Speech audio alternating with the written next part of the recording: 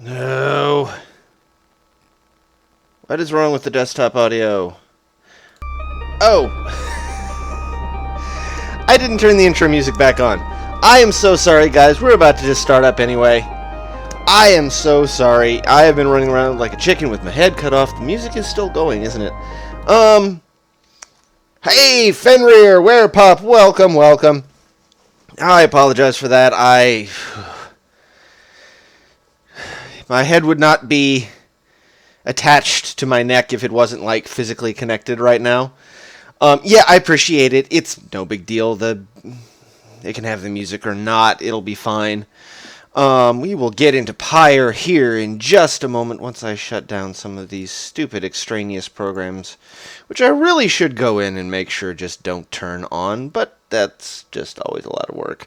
Welcome, welcome. We are getting back to the downside for more Pyre.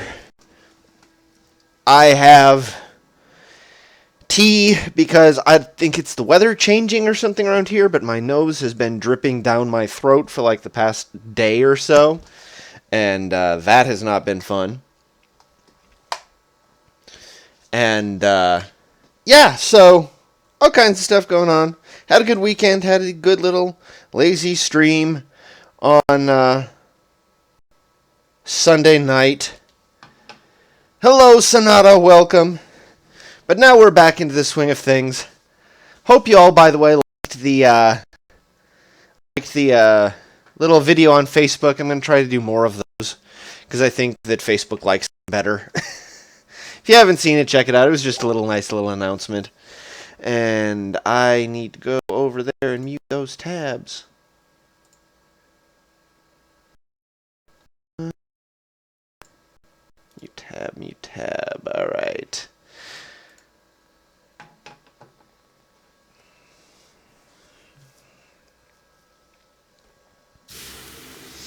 Alright, sorry. My nose has been bothering me. Alright, we are coming back to Pyre, we are coming back to the downside, we are coming back to the exiles, the Nightwings.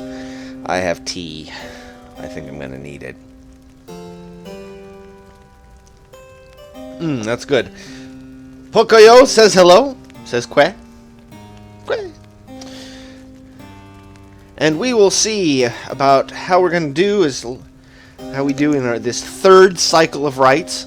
For those who weren't here for the finale of Wednesday's stream, we did another liberation rite, and we were forced to free Tizo, our cute little Tizo, who is my stream icon right now. It was him, or Jodariel, or Hedwyn, and I wasn't done with their stories yet, so it was Tizo that we actually we sent home. And, well, didn't send home, actually. We sent away from his home, because he's from the downside. And, yeah, so we're going to see who they make us send away this time.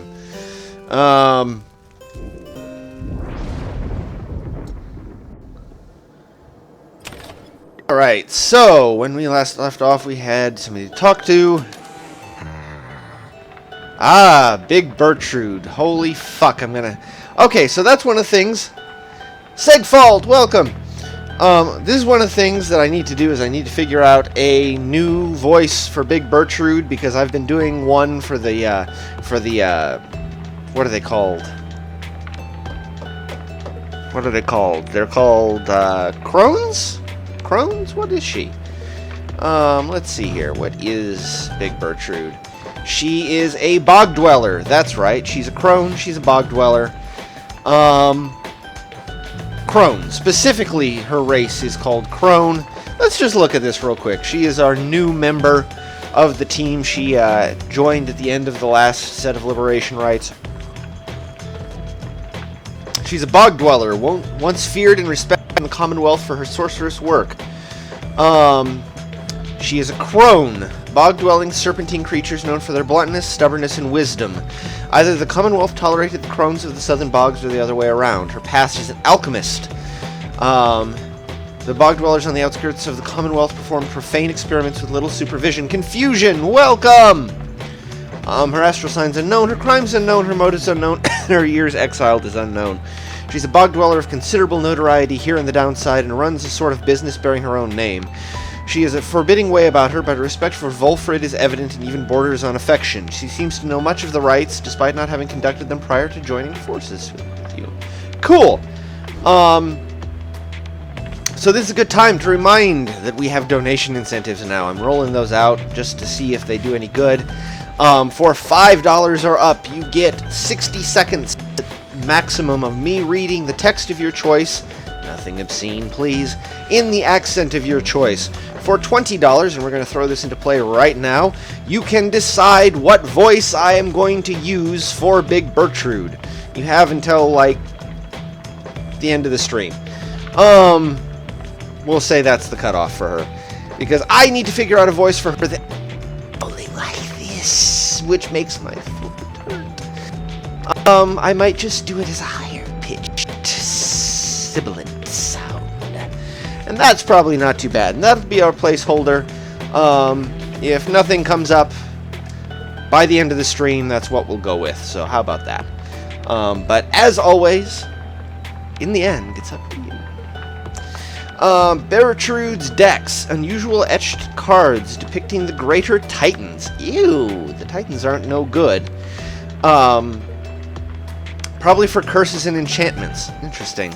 The Book of Rites. Rites of Flame, in the words of Solium Mur, last of his name. Interesting. With these blackened nails do I hereby inscribe the Rites of Flame. The bylaws shall be written here in full. We, the Eight, decree the rites a test of one's true worth in body, mind, and spirit. Oh, I might, huh, Confusion? That's interesting. Now, until the stars abandon us, this shall be binding law within the downside. Those deemed worthy in the rites are to regain their freedom from the downside and return from whence they came. Exiles shall conduct the rites as one of 9 triumvirates, and look towards the stars for guidance on their path. Exiles shall bear this book as status. Essential structure, in the words of Solium Mur, last of his name. The essential structure of a rite shall be as follows. Where chosen by the stars, within the dark of night, shall 2 triumvirates stand in opposition, far enough afield, beside their consecrated pyres, symbolizing their resolve. In each triumvirate, the 3 shall act as one, to demonstrate their trust in one another, not just in themselves. Triumvirates shall endeavor to extinguish the pyre of their adversary, whose flames are only to be staunched through a celestial orb descended from the stars. Whosoever pyre remains burning shall prevail. The triumvirates are to disperse. Searching the stars, in the words of Solium Mur, last of his name. We, the Eight, have seen the turning of the stars from now until the ending of our age. Heed their guidance, and ours. The stars take many cyclic turns. The rites commence at their behest, upon celestial landmarks where the downside's greater titans fell before the heavens. Bearing this book bestowed on your triumvirate, you, the reader, shall perceive under which stars you are to congregate. Follow where they lead, as your adversaries shall. If either of you fails to appear, then neither of you walks the path. Whether you prevail or fail, from that point on the stars shall guide you. Before each rite. The rite shall not commence unless the necessary preparations are complete at a celestial landmark ere the stars align. Exiles shall conduct the rites bearing this book, of which there are but 40 copies, each bound in astral hide. Exiles shall wear the sacred raiments, fashioned in our likeness at the summit of Mount Elodiel. Their identities are to be concealed, for they shall represent us all. Exiles shall set a metal sigil for their pyre, and consecrate the ground using the words, "The 8 scribes gave their freedom so that we may yet have ours. The heavens shall respond when all is set." Law of 3. During the rite, each triumvirate shall act as one, unerringly and without question. The disobedient shall suffer banishment or permanent expulsion. Exiles shall move as of a single mind to demonstrate their faith, and recognize that they, as we the 8, cannot prevail alone. Their worth shall be determined both by their actions and their peers. Triumvirates lacking experience in this may designate a reader, whose focus on this book may help the others to coordinate. However, only those who shall conduct the rites firsthand shall walk the path towards enlightenment and become eligible to regain their freedom.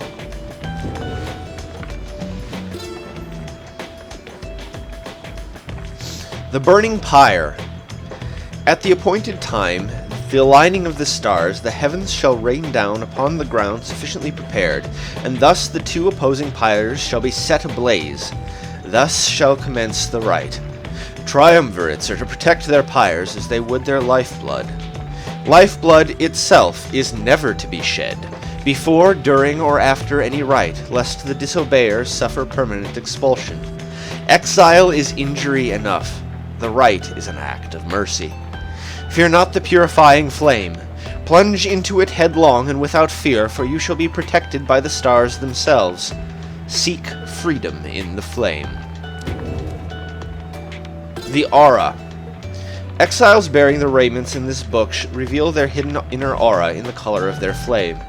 The aura is the exile's solitary weapon in the rites. Should one's adversary cross one's aura, the adversary shall be banished. Banishment is fleeting nothingness. Seek the pyre's light and thus make your return. The exile's presence shapes the aura. Exiles gain greater auras while standing side by side with their triumvirates, for we gain strength together. Exiles may cast their aura through sheer force of focus on this book. Celestial Orb. As the two flames are lit, so shall the celestial orb fall from the heavens. But one such orb shall be availed by the stars, requiring triumvirates to vie for it. Its cosmic connection to the flames, the raiments in this book, bestows the necessary quality for its bearer to prevail. Effortlessly sails the orb between the three in a triumvirate. It seeks the grasp of whosoever acts among the three. Once grasped, the orb shall draw within it all the bearer's aura, fueled by the triumvirate's own flame. It is to be cast into the flame. The Path. In each rite we gain enlightenment, whether we prevail or we fail. Indeed, through failure do we tend to learn the most valued lessons, provided we survive. None among us have prevailed without end. Exiles who walk the path towards enlightenment shall, at times, be struck by an epiphany and achieve mastery in some respect. Choose well amongst these blessings we bestow. Thus you may yet achieve your potential and surpass your adversaries. Whenever you prevail, your triumvirate earns favor. In time, the triumvirate with the most favor shall be summoned to the liberation rite to earn a chance at freedom. Then, the cycle shall begin anew. Liberation. The liberation rite takes place under the fall of Solium, under a blooded moon, witnessed by the heralds from the stars. There, the most favored triumvirate shall confront the one which we appoint. These two triumvirates first shall pass through the scribe's gate, where their worth shall be assessed under the stars. Only the most enlightened exiles within each triumvirate may be anointed for a chance at freedom. Two of their companions shall support them whilst they strive. The anointed champion of the triumvirate which prevails shall then plunge into the shimmer pool and return in glory.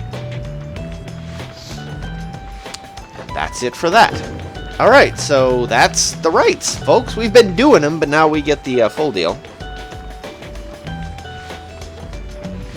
Give me a second to answer this message.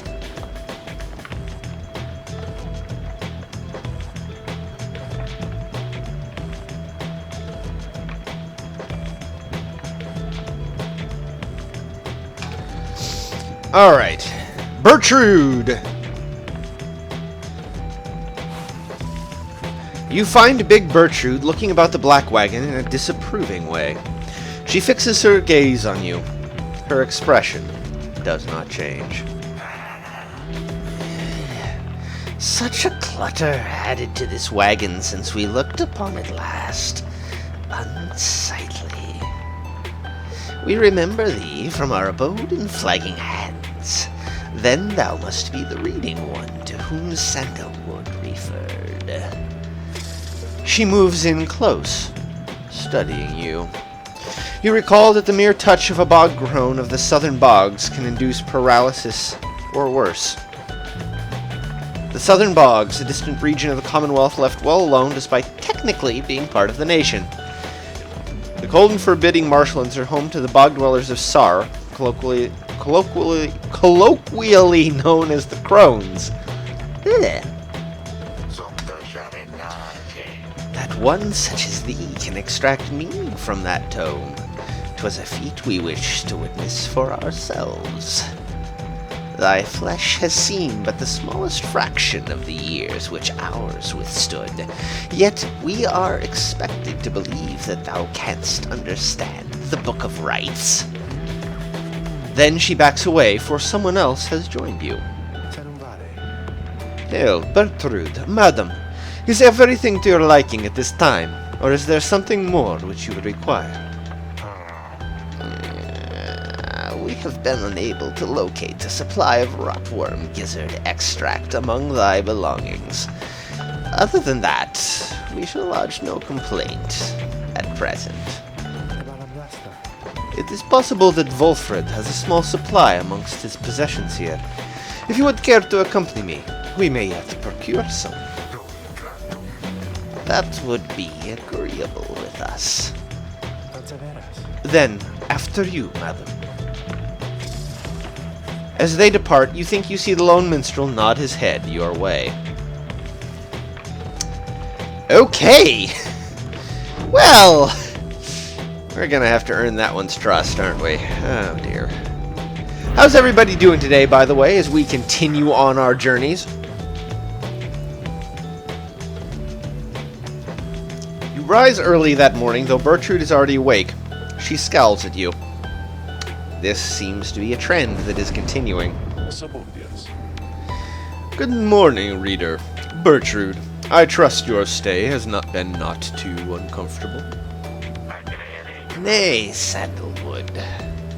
The comforts of this place are not for us.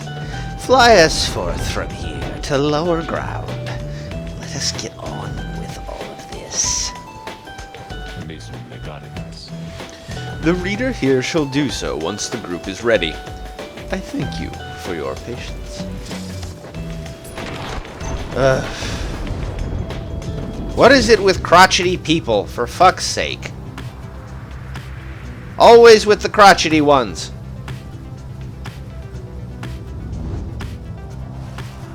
Soaring far above Sklorian shore, a frozen oasis tucked between the chaos of Wakingwood and the sacred Mount Elodiel, a place to pause and reflect before a grueling mountain climb. You notice Pamitha gazing down at the frozen cliffs below. Confusion, what did you manage to do in Final Fantasy XIV? I am curious. That damned... Oh god, I gotta remember her accent! Fuck. Placed down there. I like it least of all, I think, among everywhere we've been. I'm thankful that there's no reason to return. Reminds me of my home is all. The Highwing remnants. We all grew accustomed to the thinner air, amid the cliffs that breaches the clouds above your commonwealth. Ooh, pre-Echo EX. Very nice. But it was not the nicest place. Little wonder that my sister settled for a rather warmer base of operations in this land there, by the Nesta Triesta. Anyway, I'm pleased to spend as little time as possible near here. Let's fly on by and go about our business.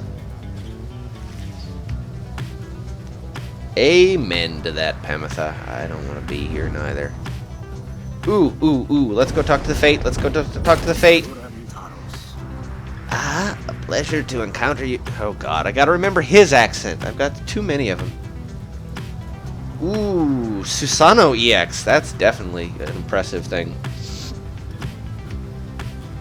Pleasure to encounter you within the skies themselves, old Night Wings. They deliberately crashed into us, Father, yet you still address them in such cordial manner? God damn it, kid! Now, Almer, I am certain this was an honest accident, and appears no lasting damage has been done. Please, take the helm, as I shall go start to pick up all the fallen artifacts which shook free from the walls after the impact. Perhaps some of these old oh god. Now I feel bad! Guilty! I feel so guilty! Perhaps some of these old heirlooms may yet be repaired with adhesives drawn from certain flora we may find along our long and difficult quest. Damn you, Nightwings! You stay away from us! I just want to talk! Oh god! You physically run into them! I have to stop doing that! I have to stop doing that! What was that? You overhear Sir Deluge in a full-on panic as his fellow Worm Knights attempt to calm him down. What do you mean it was the Nightwings? We are not to face them in our coming right again, are we? At some point, he realizes your wagon is aloft besides his own. You Nightwings! This knight shall not forgive you this transgression! Once we prevail against whichever adversaries are doomed to face us next, then we shall come for you! Why must this knight be forced to fly so high above the land and the sea?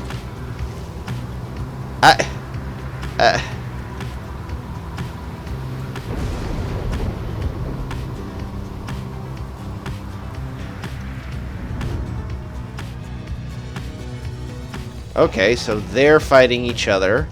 It's also interesting because you can get to see who's gonna fight who.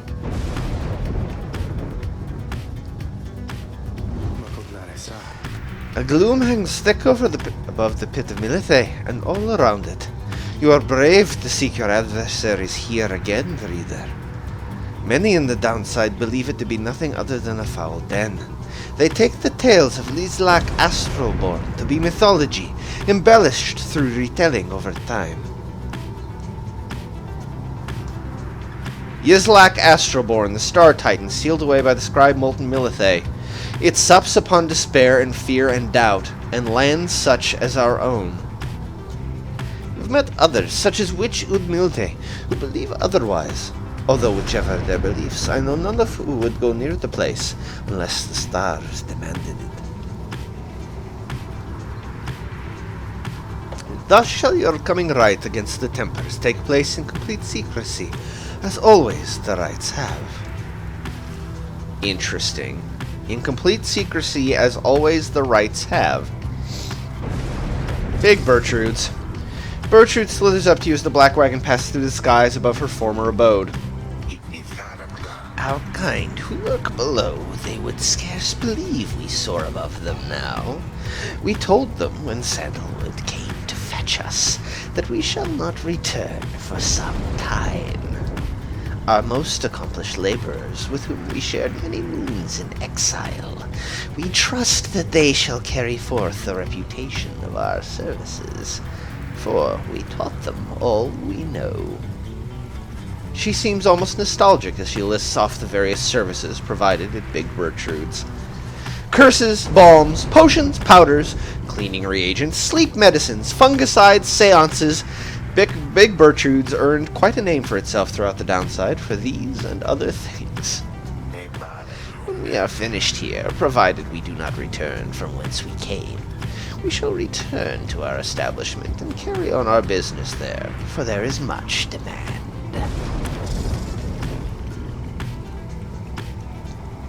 Alright. Yeah, Confusion, I would not feel bad about hitting the chastity either. Chastity's not really my thing. Jodariel, Lone Minstrel, Werepup, no problem. We're gonna talk to Jody, because it's about fucking time. Page revealed, Flagging Hands. You arrive again in the poisoned lands of Flagging Hands, already anticipating the sinking feeling that comes with the place. This time, Bertrude has something to say for it. Yeah, fuck Manly, that's for goddamn sure. Not in the fun way. We shall show ye how to withstand the less pleasant qualities of this locale. She reveals various salves and minor enchantments that help to counteract the spirit-draining effects of the region. Soon, everyone is feeling better, if but for the assurances. Henceforth, you shall not suffer penalties to hope in this region. Thanks B to Bertrude. Yes!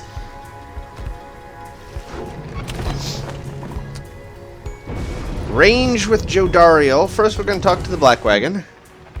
Volfrid is there, but we'll see the Book of Rites first. Flagging Hands, in the words of Molten Milithe, the Wild Witch. Beyond the valley lies the Flagging Hands, which could be called a swamp, if an entire sea could merely be a lake. Soon after our arrival, several of us fell into a dark despair. Such were the environs. Welcome, Riot! Welcome back to the downside. Found it rather fascinating, though. It held aspects reminiscent of the southern bogs we dwelt in as a tad.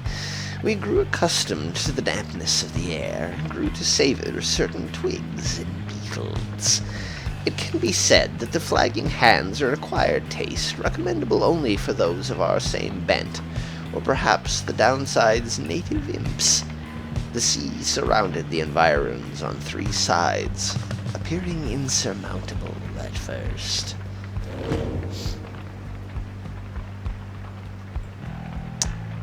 Volfrid! Volfrid is poring over a copy of the Book of Rites as you approach, reminding me that he is also another reader. He looks up at you and smiles. The Road to Freedom, written in a book that hardly anyone believes exists, and fewer still can read and comprehend. Sometimes I marvel how absurd all of this is, my boy. Tell me something, though. I've spent so much time considering the book, but known so few with whom I could discuss it in much detail. You've had some time to turn it through by now, so what do you think? Worth all the fuss? I find it fascinating. That is absolutely the truth. You've come across more than your fair share of books, but none quite like this. You tell Volfrid the book has fascinated you, that you've never seen anything quite like it. He nods slowly as you describe your experience with it. I share the sentiment. To have in our possession a genuine artifact from a forgotten time. How much of it is exactly true, and how much of it is described as retelling of events. I find it endlessly fascinating to consider, I must admit. He puts away his copy of the book with care. It is amazing that these volumes have survived for all this time, I think. Whatever they are made of has withstood the ravaging effects of time quite well. And the ideas there contained, they remain rather provocative as well. To think that the Commonwealth disavows of the existence of this book, despite official recognition of the 8 scribes. Although the reasons why are in there, written plain. How fascinating that its secrets have been kept for all this time. Anyway, you'll have to excuse me for my extracurricular interest in its teachings. I used to teach a version of its history. To have access to the real thing has brought me some small pleasure. Let us be certain to preserve these volumes, for whomever shall be next to use them.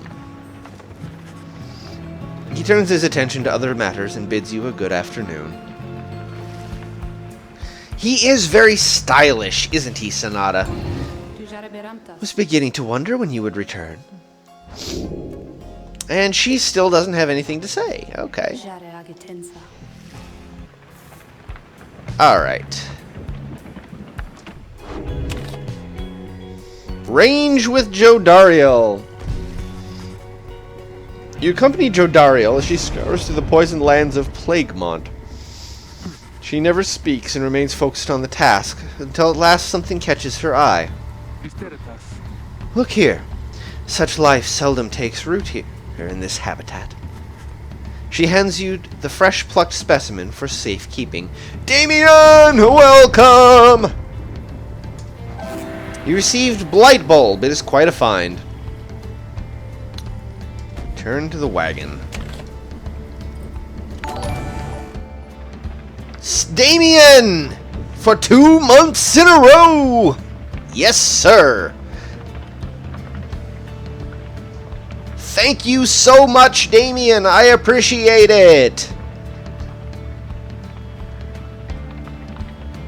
Alright, so continue your journey. Yeah, straight onto the pit. God damn it.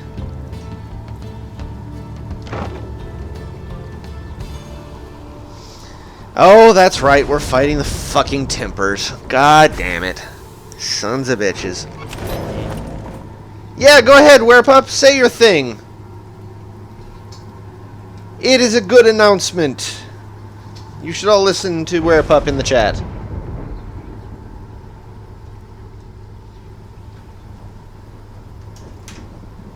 I know what it is, because I asked him. But we'll take a brief pause for him to make his plug.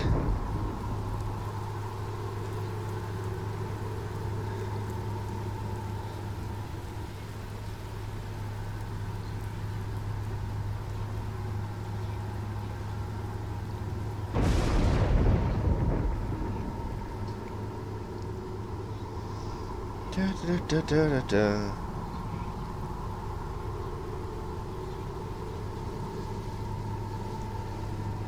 Or I can do it like, well, I don't know enough about it really to do it for you, Werepup.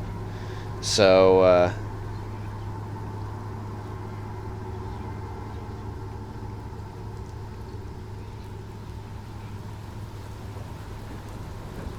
yeah. So for those you might be watching later, Healer Werepup who's one of our longtime stream supporters, is doing his own channel. He's going to be doing a Stardew Valley playthrough. Please go over and follow his channel. He's been a great supporter. Yes, we will not be like conflicting. Don't worry, we're not going to make you choose. But we will. We're kind of getting maybe a little network going here, because I know Fenrir's looking at streaming. I know Damien streams. Kind of getting a little network going here. So that's cool stuff. Alright.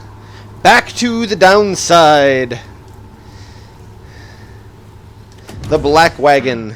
Oh, here's Jodario. And some flagging fungus occasionally produces foul-tasting mushrooms that are strangely satisfying to pluck from it. Interesting.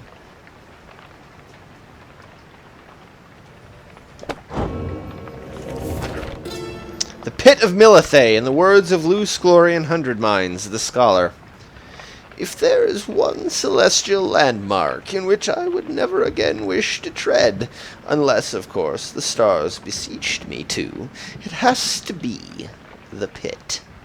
'Twas dark in there beyond all reckoning. If not for Milithae's sorcerous lantern, all of us, we would have all been lost.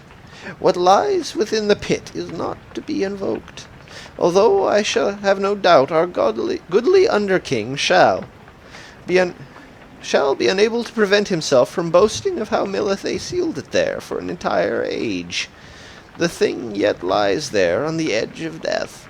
Through its connection to the stars, it gives the pit significance. Walk there with courage and a steady mind.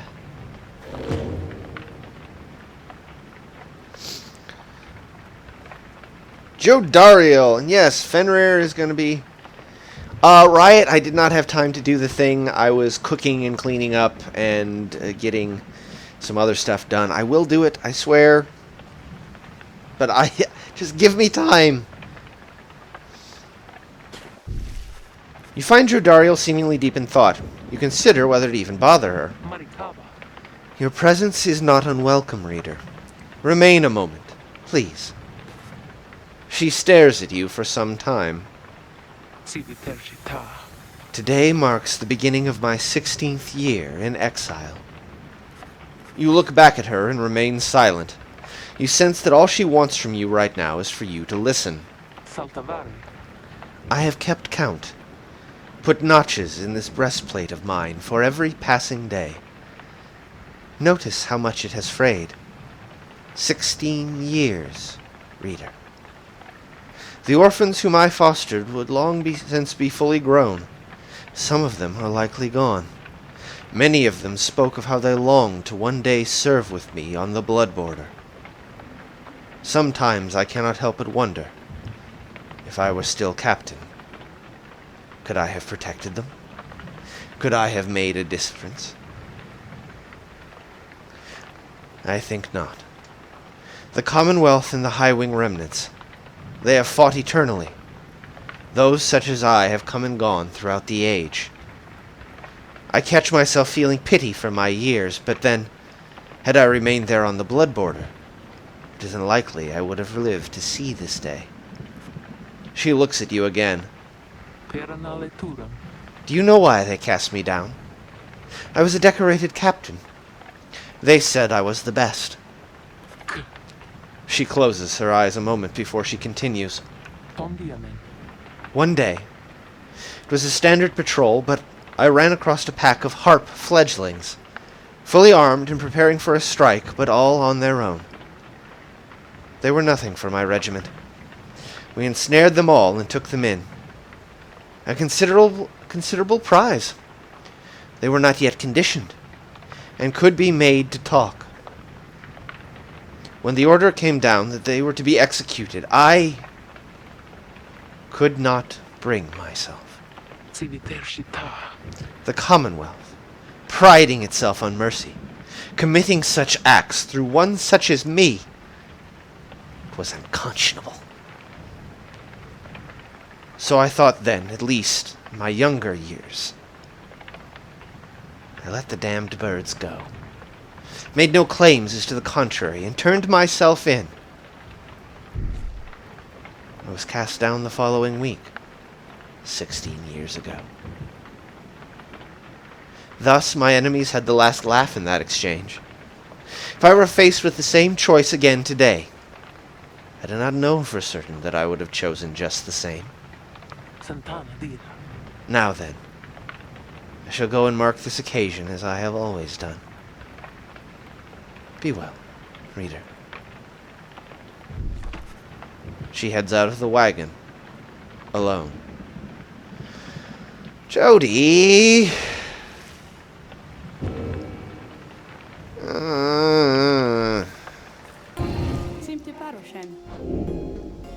She's still got nothing to say to me. Damn it, Sandra, talk to me. New Jodariel's biography. Astral sign, Capriast. Ambitious but also discontented. A veteran, a demon, her crime was insubordination. She disobeyed a direct order to execute enemy combatants of the High Wing remnants. Her alleged motive was insurrection. The records state she showed flagrant disrespect for the proper chain of command. Years exiled, 16. One day she captured a flock of harp fledglings who had flown too close. She was a seasoned captain serving on the blood border and fostered the orphans of her fallen brothers and sisters.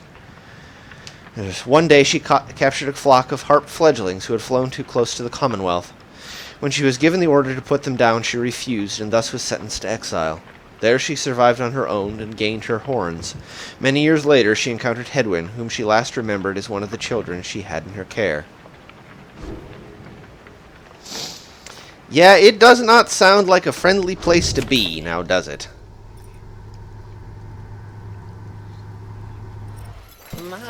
Hey guys! See, I noticed that your little impal, he ain't with you anymore. Is he okay? Fuck you! No, he's fine. He's fine. He's, I heard the wildest thing, that he somehow got out of here, back to the other side, and I'm like, why would an imp want that? Shush. Just shush. Sell the blight bulb, get the stardust.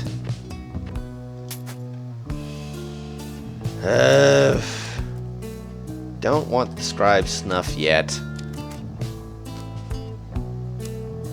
And so far, we're alright.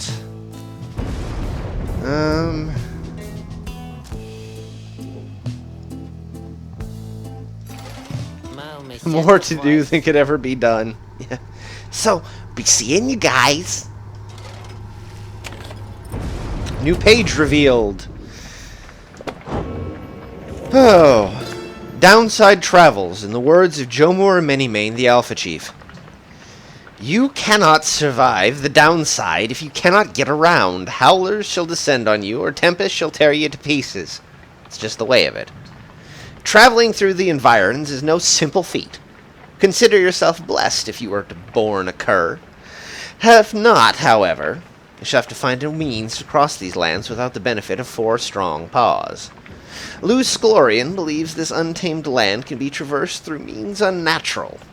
I thought at first that he meant sorcery, but he suggests invention.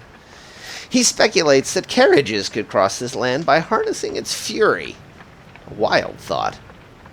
In my case. Oh! Do I do a British... Did I promise to do a... I don't know if I promised that as a freebie, guys. Did I promise to do a British accent at some point? There's coming up, I think, a chance to do a British accent. Wait for it. If you want it earlier, you know how to get it.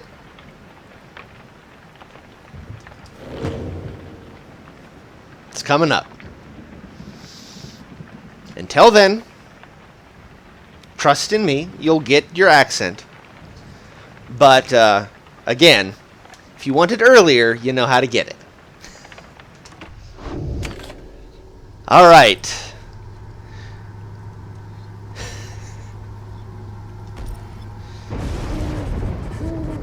Typically, Jodariel is always the first to start making preparations for the rites, just as soon as you arrive amid such places as the gloomy hollows of the pit of Milithae. This time, however, she does not assist the others. She hasn't even donned the raiments. Your concern is noted, Reader, but misplaced. It is only that the one we are to face this time, Ignarius. We denied his liberty before. It seems almost cruel to set him further back. How absurd that I should even care. It is simply that I seldom see those with features similar to mine, those who have survived here long enough to earn their horns. I shall go now, to prepare. Does she have a thing for Ignarius? Just a little bit? Soon it is nightfall, and the stars begin to shine.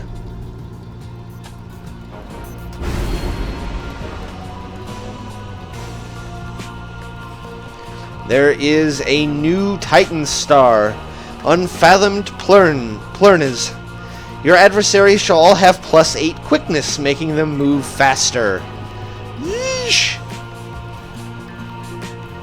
Yeah, Jody was human. And note that if Headwind stays down here long enough, the same thing's going to happen to him.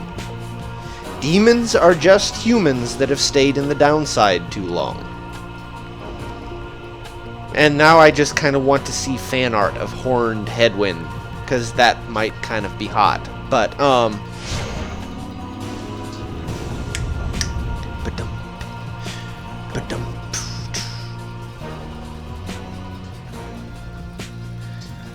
yeah, I don't think he necessarily... I don't know if you get bigger. Yeah, okay, yeah, because you must get bigger because, yeah, her breastplate is too small. I just noticed that. That's cool. The reader has returned, and it would appear his ranks grow stronger. Consorting with the bog-crone Bertrude, are we? Also, she has... How very strange. Does she have hooves? Her. At any rate, I can't remember. Adversaries in this rite shall be the Tempers. Put out their flame and walk the path to liberty.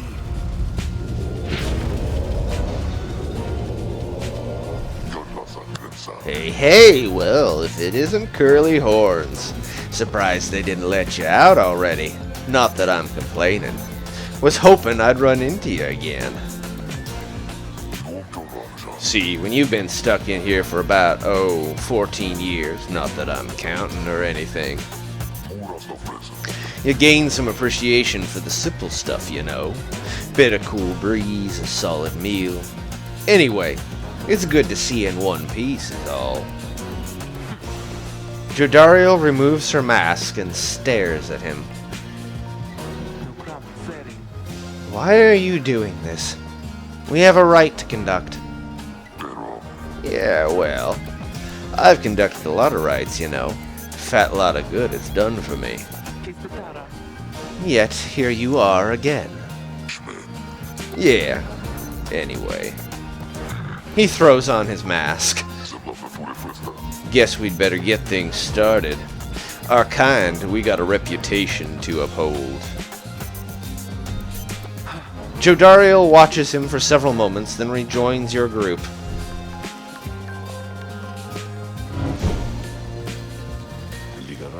Hold a moment, reader.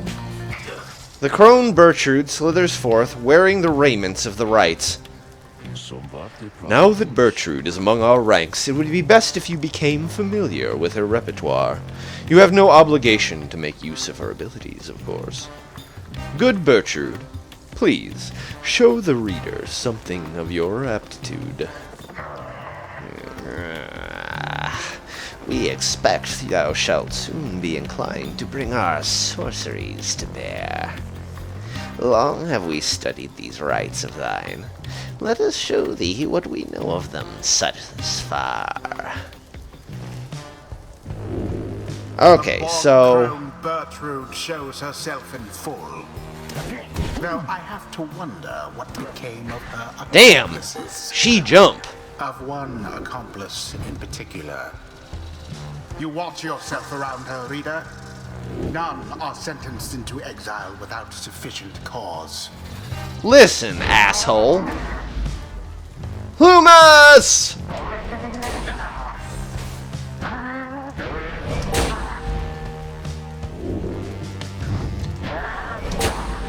Damn. She covers some ground.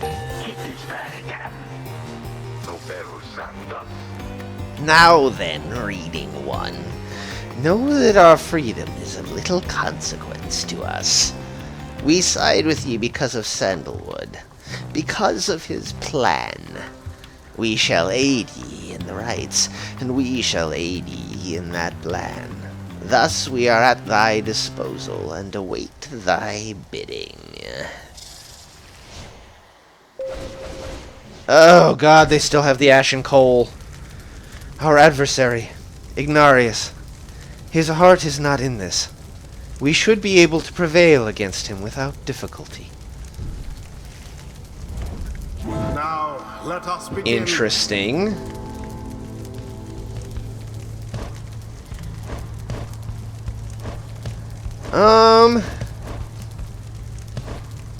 Who's gonna be our center point?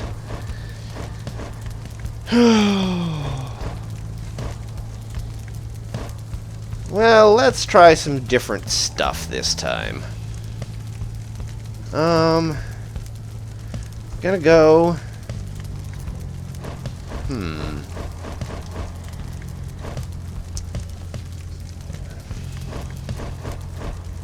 Let's go with an interesting team here. Let's see here. Talismans.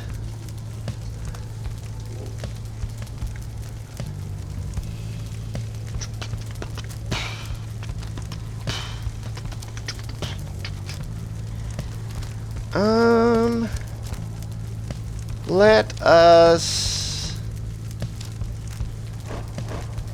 Who still has that thing?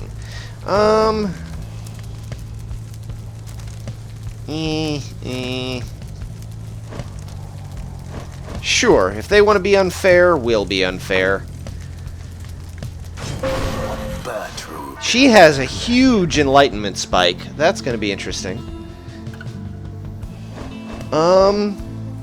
He's going to gain like a shit ton, so why don't we go with Gilman? And... Sir Gilman.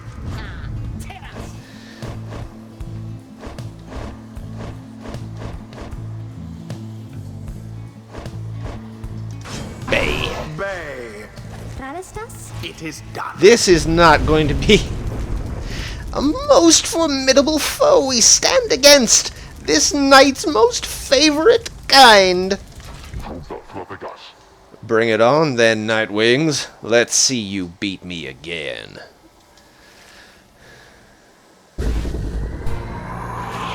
Here we go! Now begin. Poof.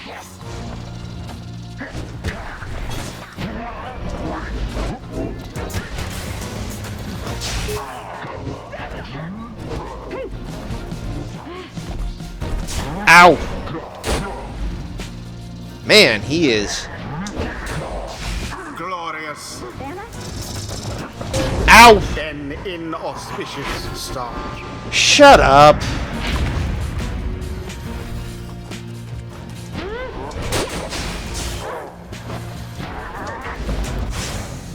Unfortunate for the Tempers. That Pyre's flames grow weak. And she does a nice hit. Ow! Ah, that didn't work! What happened to his chop?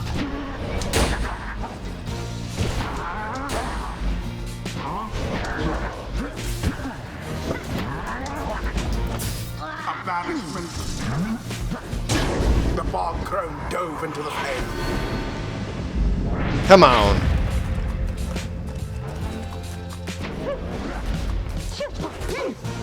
Oh.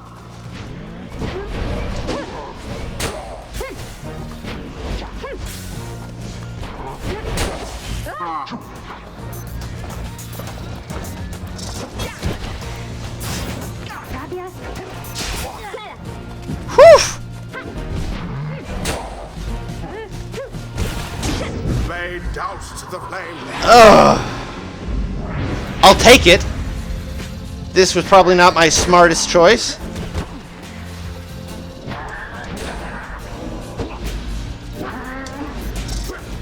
Ah! Display. I can't let her get anywhere close. See that, Nightwings? We still got a little fight in us now, don't we? Listen, you son of a bitch.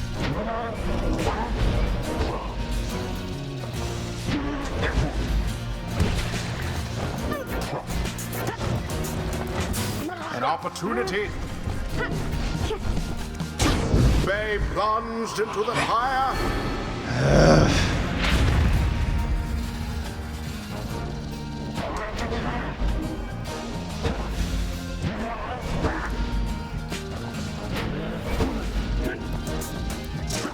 No! And it is done.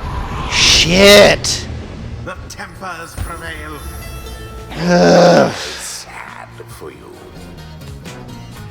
Perhaps your fortune Nope. shall be better. That was a bad idea on my part. That was a bad idea for me to go with an all inexperienced, no anchor team.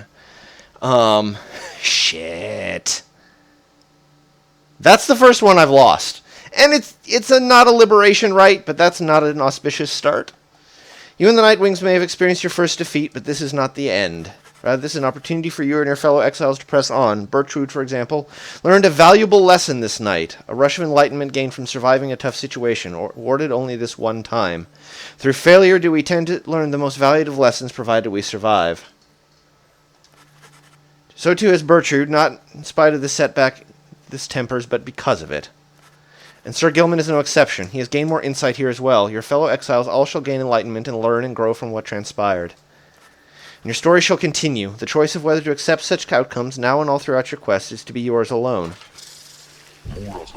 Well, Curly Horns, what can I tell you? I guess we still got a bit of spark in us left in us after all. You misled me into thinking you were weak. A clever deception. Ha ha ha ha ha! That's what you think it was there, huh? What else could it have been? Oh, I can tell you all about it. You're free tomorrow night. Joe Dario scoffs at this. She dons her mask. Then she turns and walks away from him without another word. Ignaria simply stands and stares. Damn. Boundless are the teachings of the scribes.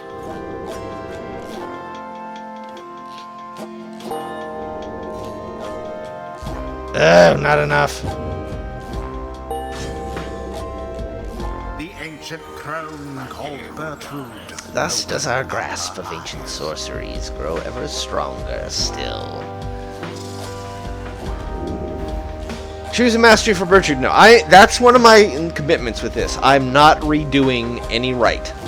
Not even the liberations, not even if that means I lose the good ending. This is a little lesson in we fuck it up sometimes. I knew by halfway through that game that I could not let the crone get close, and I did, and so Oh, not me. Okay. Ignarius, gotcha. Passions of the Wild Witch. Rights, masteries enhancing a crone's ability to recover against all odds. Molten Milithe's dour disposition belied her unyielding determination to gain mastery in all things. Sorceries of the Southern Bogs. Right masteries enhancing crone's ability to press her advantage. Those who withstood Milithe's teachings long kept prodding at the edges of their understanding. Hex of Defeat. When Bertrude's Pyre has less than the adversary, she deals more damage. Hex of Victory. While Bertrude's Pyre has more than the adversary, she deals more damage. Culminating in Stubborn Flame. While Bertrude's Pyre has less damage than the adversaries, her adversaries deal less damage to her pyre. Once per rite, after saluting adversaries, Bertrude turns them into fast-moving howlers. Holy shit. That makes her fast.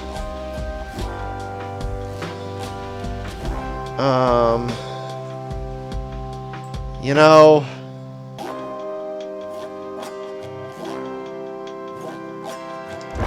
The secrets of the Wild Witch revealed. let's have her be our ace in the hole. Until the next rite. Damn. Huh? Someone's there, sneaking around. Show yourself already.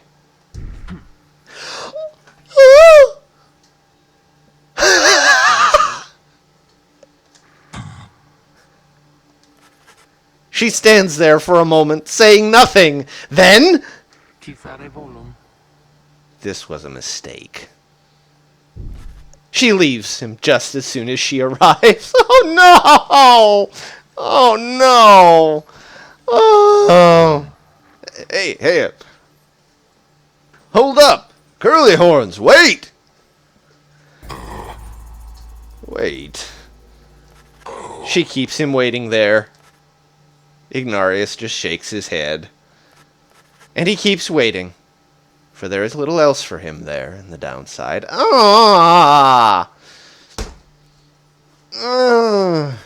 He keeps waiting.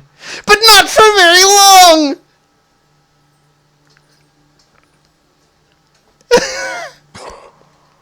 Not for very long.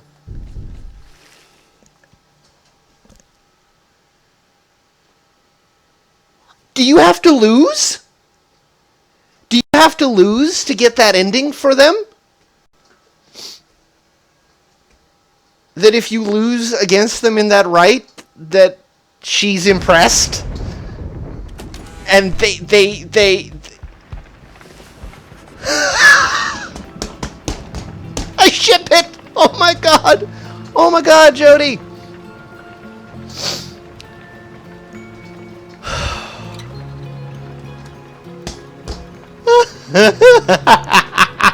That was incredible!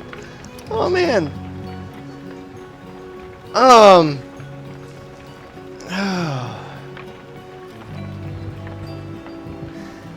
I mean, I think it's cute. Like, it's funny. Oh shit.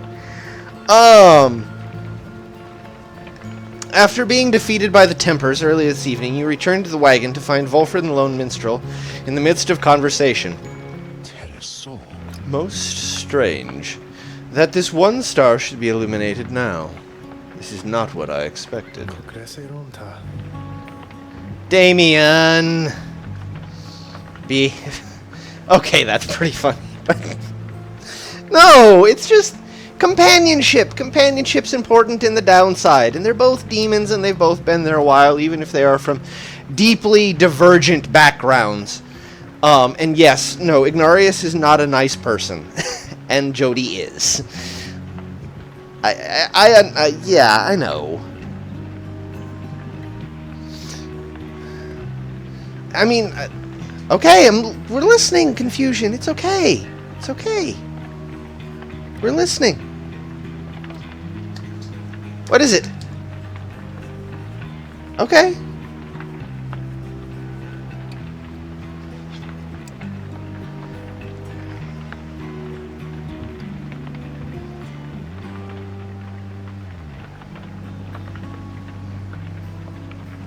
Riot, I admit nothing about puns. Ever. Unless they're my own, in which case they're all bloody fucking brilliant.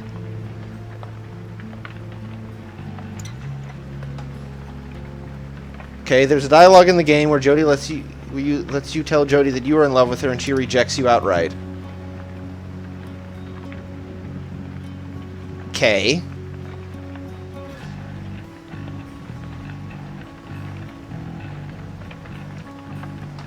I'm...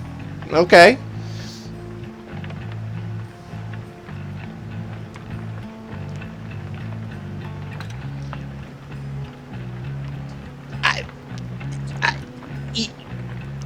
One's tastes, I mean, I don't know. I don't know, Confusion. Like, I don't...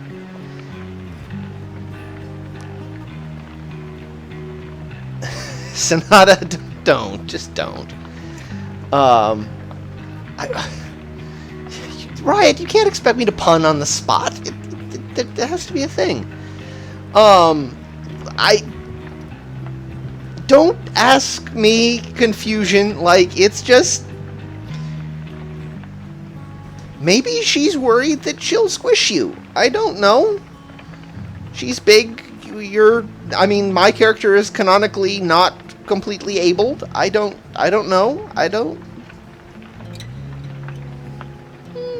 But I guess you have to lose that right for that to happen. That's interesting. Anyway. Nor I, Volfred, sir. Then Volfred notices you there. Reader. Tariq and I observed a strange occurrence in the sky, is all. It appears that the star of Kaelma Rope Collar is illuminated now. It is but another star, except our models and predictions of the cosmos did not anticipate this. Kaelma Rope Collar. The first exiles came to these lands not by force, but by heeding the Rope Collar's deceptions. The traitorous former aide to the Emperor, his actions inadvertently led the 8 scribes to find each other. Anyway, go see for yourself. I shall make the wagon ready in the meantime.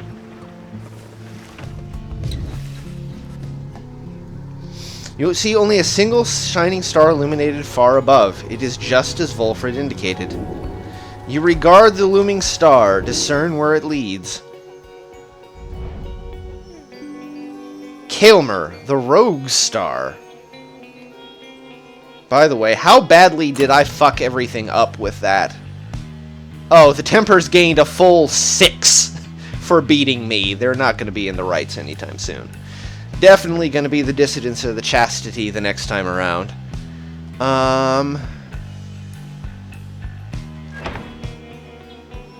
Kaelmer, the Rogue Star. Interact to challenge the Essence here next. The Rogue Star burns bright over an isolated little island in the Sea of Solace. Tamitha is already on her way. It's the Essence. I don't want to fight the Essence.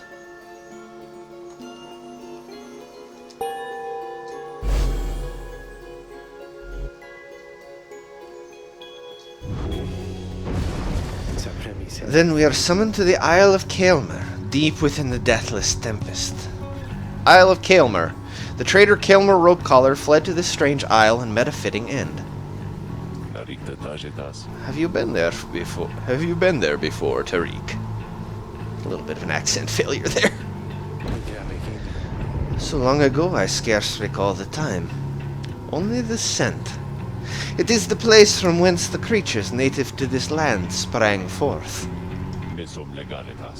Reader, Let's not concern ourselves with superstitions held about that place. We'll set forth at dawn, and soon see for ourselves what to make of it.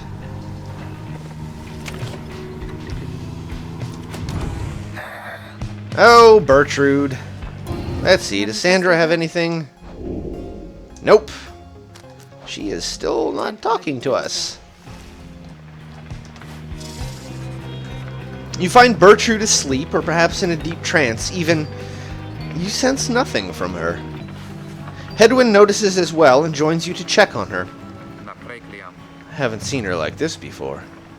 She's barely breathing. She's not responding. He leans in for a closer look when... Halt thine advance, knave. Dare thee to disturb our slumber? I'm terribly sorry, Bertrude. The reader and I, we were just checking to make sure you were all right because of how we saw you there just now. And how exactly didst thou see us there just now?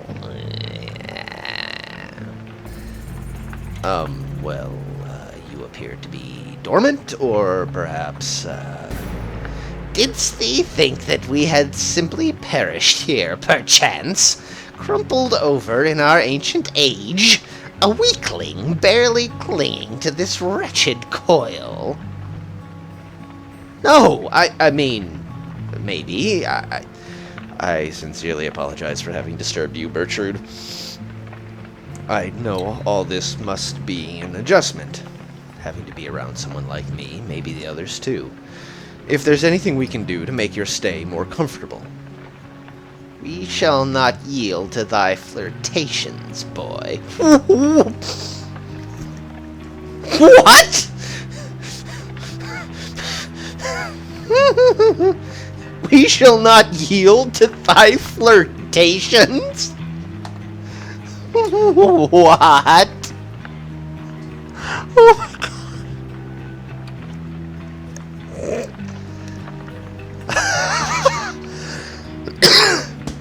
Bertrude, what did you miss? Bertrude thinks Hedwyn is flirting with her because he thought she was dead.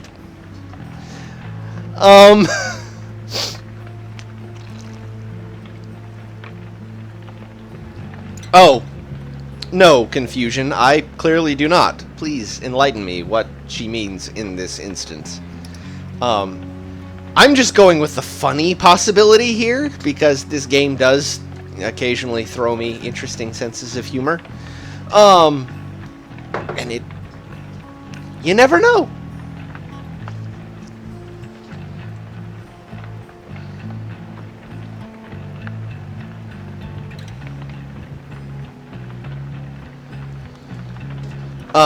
We'll continue. Well, flirtations? No, wait, no, I know that our hearts belongs already to another, boy. I mean, it seems pretty clear that thou knowest nothing of our ways while waking or in dream. Thus we advise thee ample caution in thy further interactions, lest we use thee as a subjects for our sorceries. Yeah, no. I'm pretty sure I'm reading that right. I'm pretty sure that she's accusing him of flirting with her. However, we do appreciate thy flattery. Thine advances make us feel like a young tad once more. We were among the most sought after of our kind within the southern bogs. Wisely, Hedwyn remains silent.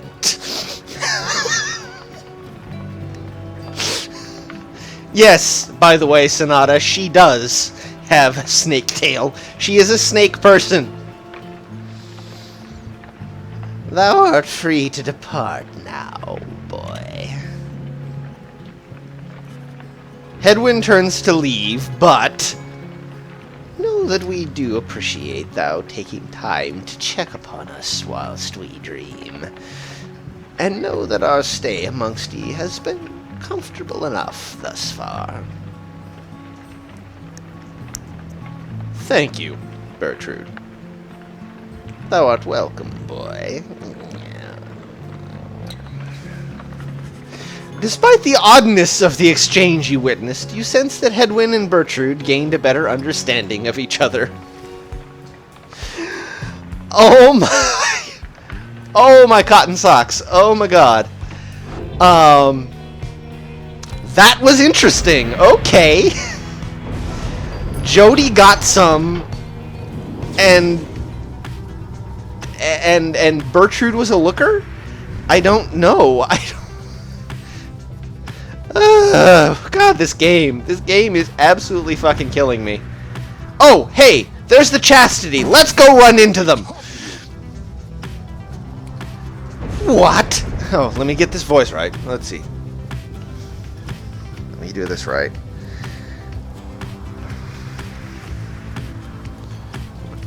What? My beautiful wagon? What has happened?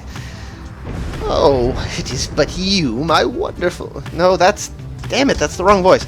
Wonderful Nightwings, come to play a little trick on your good friend Manly, Oh, how very, very, very, very clever of you, and the damage you have caused my beautiful wagon. Doubtless it was very, very minimal. Fear not, I can afford repairs. It is no inconvenience at all. Although I do have one request of you.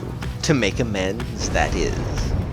When next we face each other in a right, and I trust you know what I shall ask of you, but would you be kind enough to stand aside, and let the chastity prevail? Then we shall call it even. When I return into the Commonwealth, I shall see to it that you or your loved ones there are suitably rewarded. Now, ta-ta.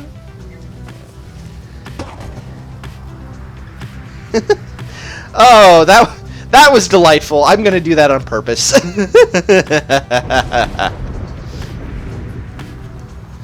Alright, Sharp Shoal with Hedwyn. Or Barb Reef with Jody.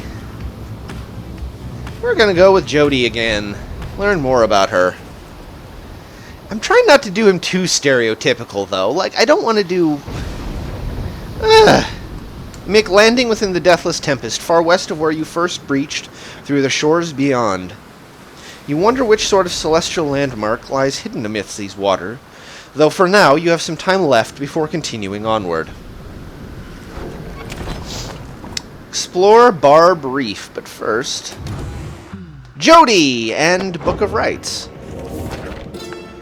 Deathless Tempest, in the words of Molten Milithe, the Wild Witch. We waited for the Deathless Tempest to subside. We waited, but the Underking, he merely laughed and laughed, for the Deathless Tempest does not subside. What lies beneath that stretch of sea to cause such an upheaval is best left to myth and speculation.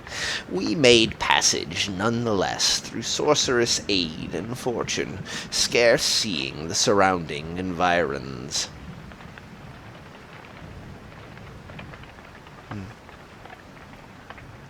We did detect a landform to the west. Solian Moore detected there the presence of the treacherous aide who lured him into exile, and then followed him in turn. Moore, in his wisdom, thought it best to be avoided. At last did we arrive on distant lands, though seeing them provided little comfort. I mean, I'm trying to do pompous nobleman with him, but... Tiny Tempest, entertaining, but it would unleash calamity if it ever were to be unbottled. Oh, jeez, it has lightning. I tried to do him as Popo from Dragon Ball Z Abridged, just pitched up, but I wasn't really getting it there. I need more time with him. Jodariel has seemed more reserved than ever than usual since her confrontation with Ignarius and the Tempers. Nonetheless, she addresses you. Tell me something, reader. Back where you came from, did you have someone whom you considered close?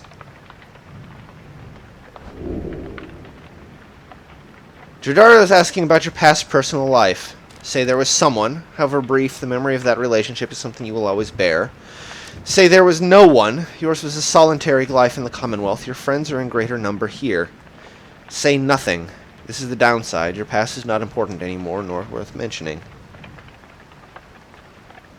I'm going to say there was no one. It just feels right for this character. It's not me. You told Dario that you had nobody close enough to be worth mentioning back in the Commonwealth. She shows no reaction to this, but you can tell that she is listening. I see. I led a solitary life as well. Though, for a time, I had someone. It is something which did not end well, but there were times. She trails off. We had our times. She looks up at you then. That Ignarius. He is a base fool. We have not a thing in common save a set of horns. Yet, here I am, drawing comparisons with how I felt at times back in the Commonwealth, while speaking to you of him. I am a little old to be having such thoughts, reader, especially in a place such as this. Thank you for your time. Do not reveal this to the others. It is a trifling matter and not to be of anyone's concern, especially not mine.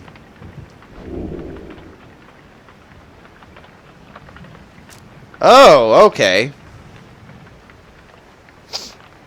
Tell her that Ignarius seems alright, that if Jordarius found some kinship with him, then that's comforting to hear. Tell her Ignarius seems like trouble. By her own admission, they have nothing much in common. She can do better. Tell her you care for her. Ignarius would be a base fool indeed not to see what he sees in her. Tell her goodbye. He does seem alright, though. Like, he doesn't seem... Like, I got a peek inside his head that one time, and it was... Yes, confusion. Is there something I'm missing?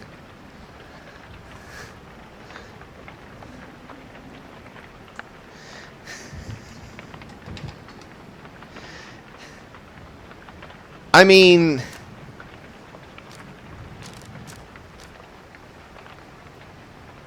Yeah, just in general. I understand. Oh no, Ignarius seems alright. You suggest to her that Ignarius may not be as bad as he seems. You sense his feelings are sincere. I do. He's just tired at this point, I think. Jordario says nothing at first, but then she simply says, I appreciate that. She departs with a nod.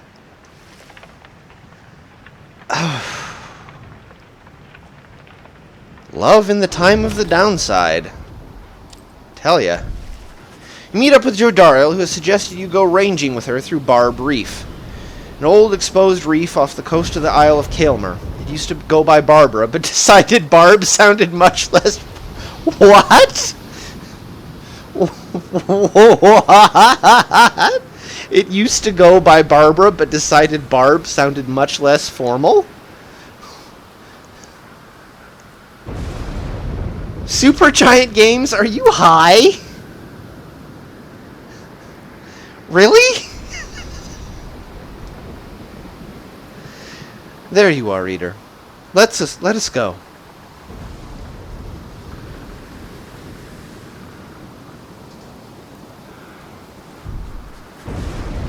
Together you set out to explore the murky waters around the Black Wagon. You find little to speak of other than desolation typical of the downside. Nothing of note. Let us return. You and Jordario make your way back to the wagon. Though uneventful, your search helped ease the burden weighing on you and leaves you with time to pursue your vocations. That is sad, Confusion. That is. I am sorry about that.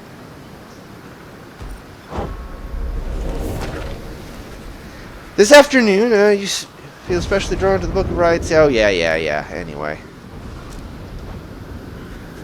Texture of the pages of the book foreign bindings. Despite the volume's age, it shows a little sign of wear. At times, the power emanating from it almost overwhelms you. Inspiration comes to you in a flash, whether from the book or from within, you cannot tell. Tenacity. Alright, let's do better against the Essence this time than we did against the Tempers, because... No. Yeah, this game, Confusion, definitely has a thing of, like, it doesn't make it easy on you, and I kind of like it about that. I kind of like that it's not just simple. A messenger imp! Oh! A messenger imp with news and rumors from the other side manages to track down your wagon in the tumultuous waters of Deathless Tempest. We get to hear about Tizo! The imp's latest information is about none other than Tizo, who you liberated at the fall of Solium. Everybody says he's the first creature of his kind to come to the Commonwealth. While this unique status brought Tizo no short of prestige, he nonetheless experienced difficulty acclimating to his new environment. It seems he grew quite despondent. Oh, no. Then, at last, he managed to track down Volfred's agents, with whom he's working to find a means to bring more exiles home. Thus has the revolution grown stronger. He also left for you a special verbal message via his most trusted messenger, who rears up and intones, "Scree-hee-hum!" Tizo wants you to know he is doing well, but misses you, and hopes to see you again.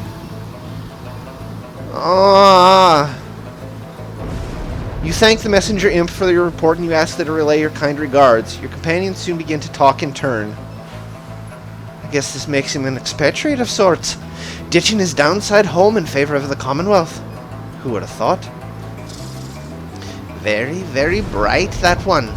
Would have served well as our familiar. Perhaps someday yet it shall be so. Truly, once more it seems I underestimated him and his resilience. Yeah, Damien, last time, you should probably go back to the VOD and watch the noise I made when I realized that my choices were Tizo, Jody, or Hedwyn. You should probably watch that. Because I'm told I scared some people. Like, I kinda screamed.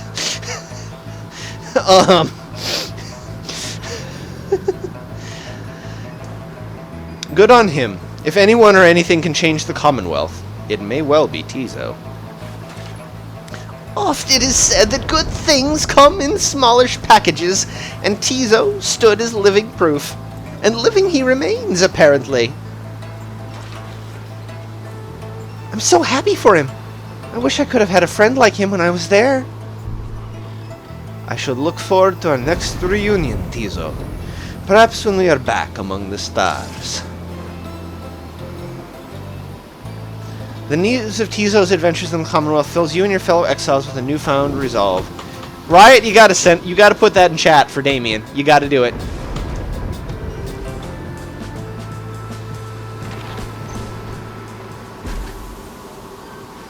Your wagon shudders to a halt at the Isle of Kaelmer.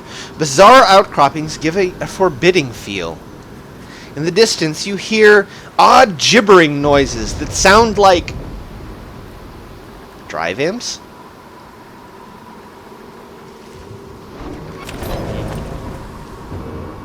The Isle of Kaelmer.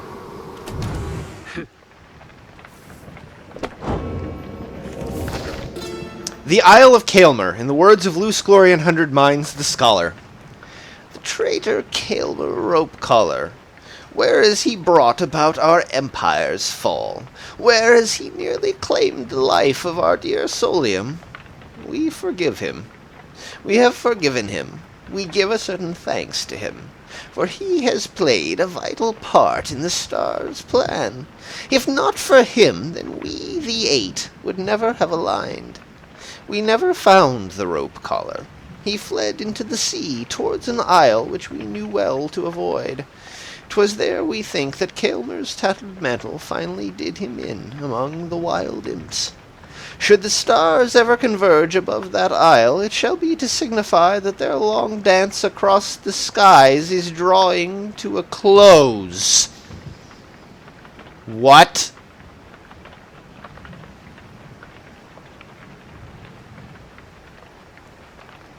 That's not good.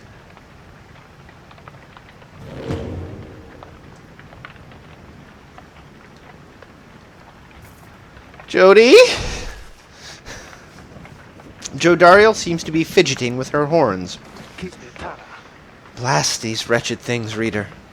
Have you any inkling as to how unwieldy they become with age?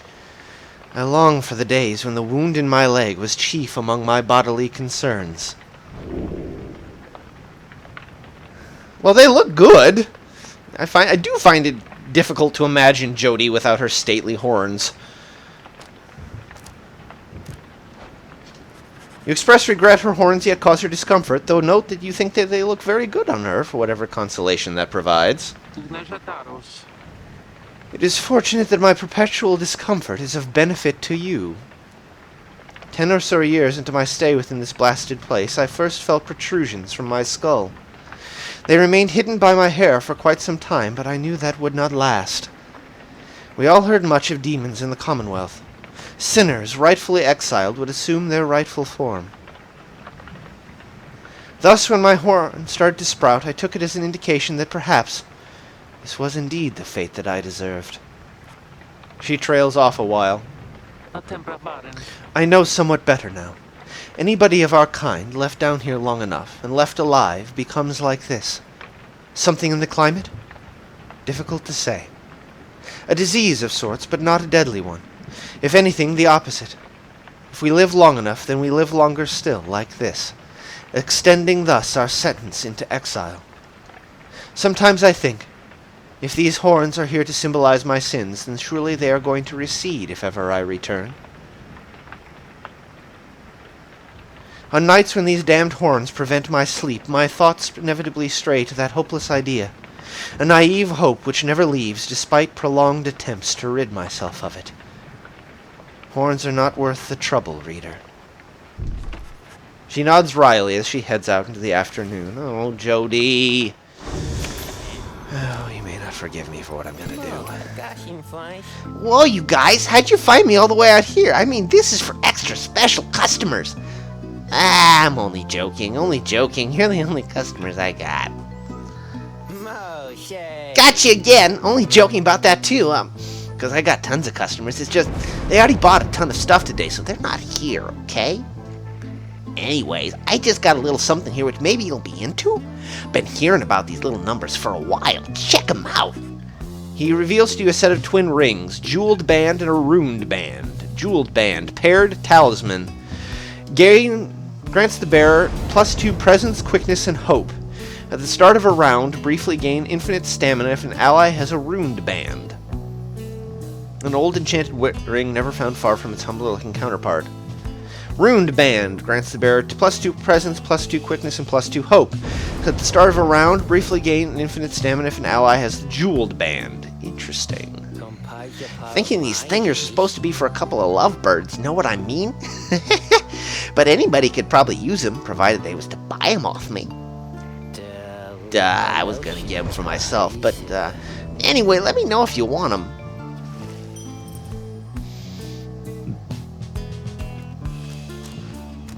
Alright. And nothing really I want. I will eventually get those, I think, just not right now.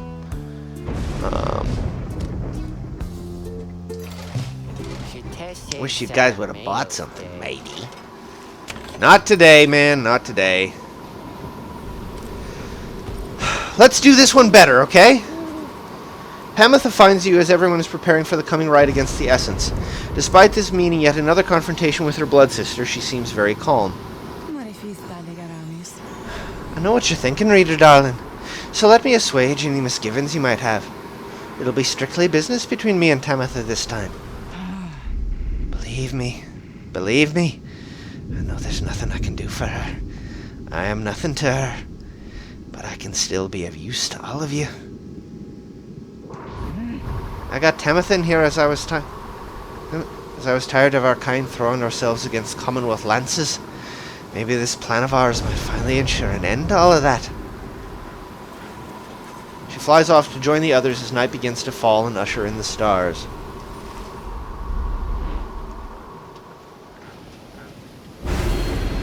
Sheesh.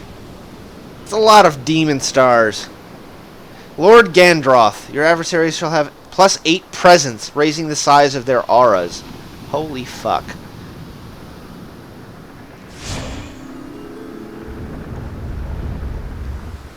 Good! Kill mosquitoes, Sonata. Always kill mosquitoes. Oh, I need to talk to Sandra again, by the way. Yeah, I'm not finding it ominous at all that they're starting to surround the actual stars. A glorious eve to you as ever, O you exiles of the Nightwings. The 8 scribes dragged you all the way into the blasphemous Isle of Kaelma. Here you are to be surrounded by even more gibbering nitwits than usual. Your adversaries in the rites this eve shall be the Essence. Snuff out their Pyre's flame and show your worth. Now prepare yourselves. Once more does this Commonwealth filth darken an already inauspicious night. Pamitha remains steady alongside your fellow exiles and shows no response to being in the presence of her blood sister once again. Tamitha looks right at her the entire time she speaks, but never once acknowledges her directly. But there is no more need for any talk between our kind. We are forever at cross purposes. No further proof is needed than these circumstances under which we meet. Pamitha does not acknowledge her. You sense only that she is focused on the rite, set to commence at any moment now. Oh, God damn it. They have ashen fucking coal. Who shall strive for freedom?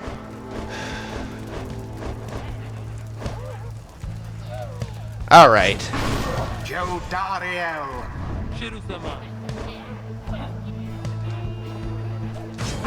Tamitha. Bertrude. Very well.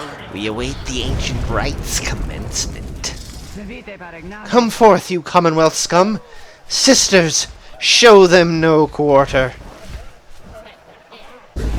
It's literally a football field. As the rite commences, the imps throughout the cavernous area roar with excitement. Our struggles and our plan. Mere entertainment to these lonesome. They move?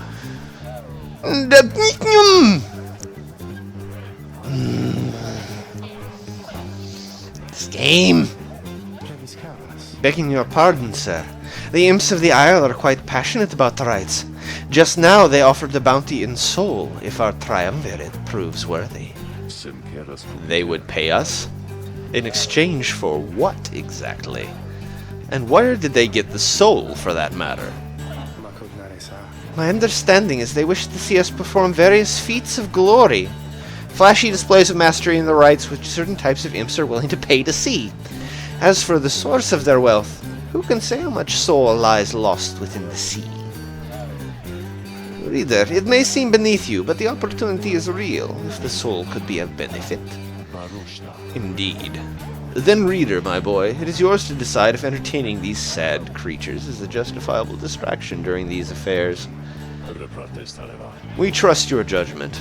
Now, let us not distract you further here. Henceforth, you shall be tasked with feats of glory in the rites. Salute the imps!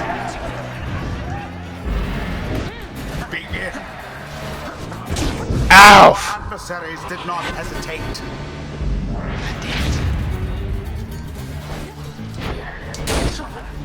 Didn't see it coming.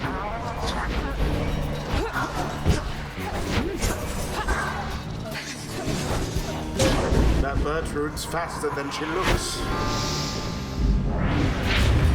Neither triumvirate is closer than the other.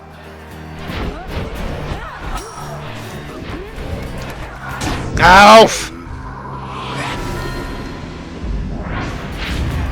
Keep forgetting you can switch back. Soon be ashes on the ground. There goes the orb.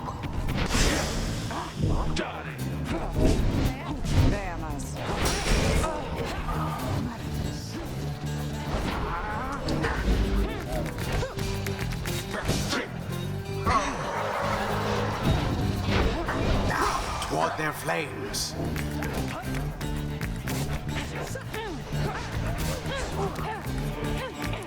No! Avatar has plunged I am into the fire. What is with me tonight?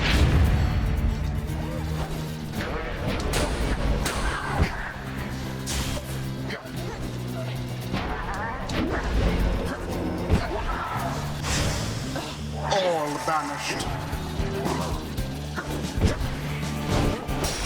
Well, now that was exciting. The hell? Shit.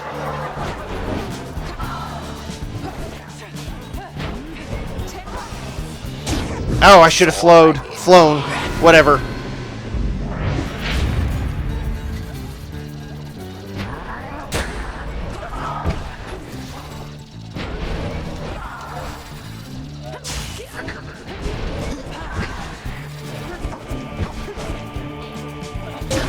Oh my word. Whew.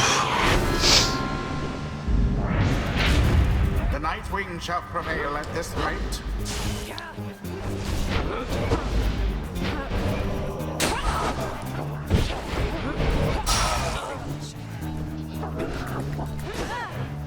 Oh. Spectacular!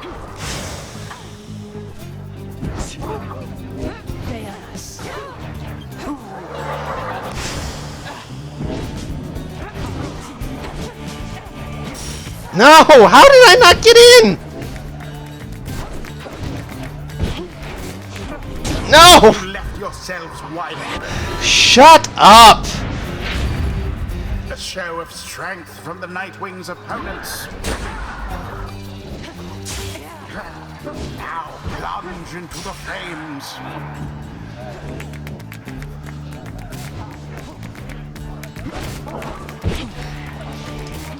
No! Pyre weakened.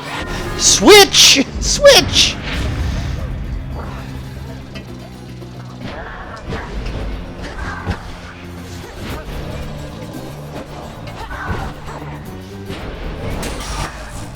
Zap. No, you fucking don't.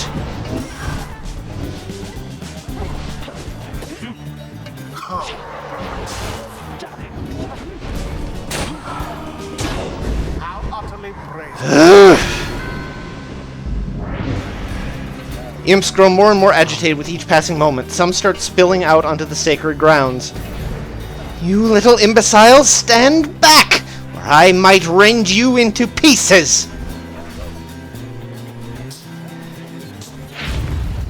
What are those blasted creatures doing? This is a sacred tradition, not some boorish spectacle.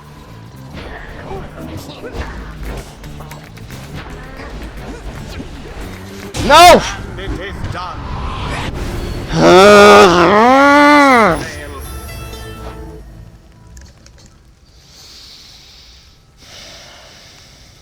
I'm just playing really badly. Like, I'm playing, like, impossibly badly. Ugh. Do I break my vow? Do I restart? Am I not streaming?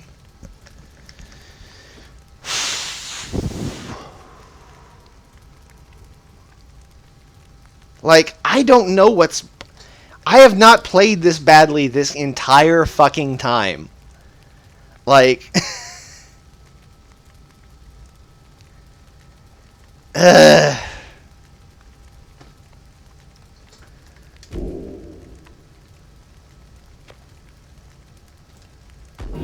One more shot. If I still fuck it up, like, then we take it. But, oh my god.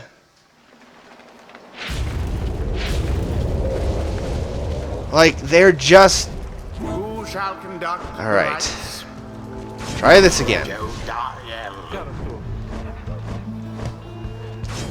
Panatha. And try this. I think I can make this work. Tau. We rate the ancient rites commencement. Yeah, yeah. Yeah. Sister showed him no quarter. Yeah, comes through cavernous.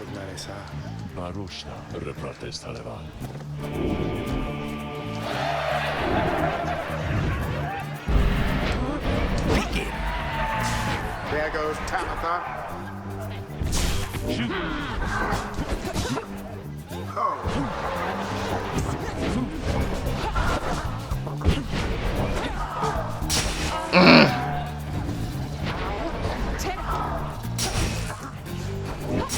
Such chaos.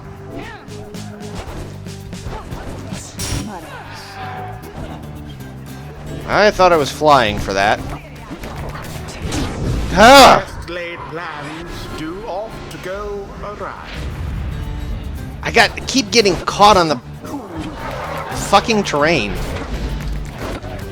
Ah! Shame. I get that they're very aggressive.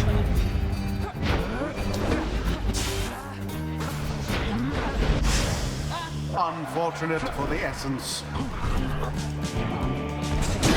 Jodariel doused the adversary's flames.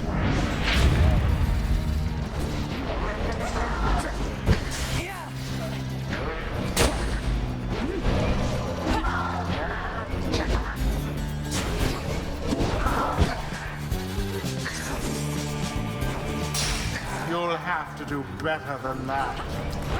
No! Your flames grow weak.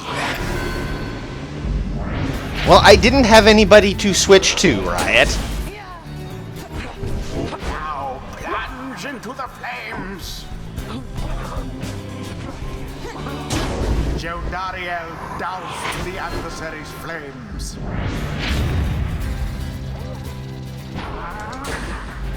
Didn't see it coming. Spectacularly done.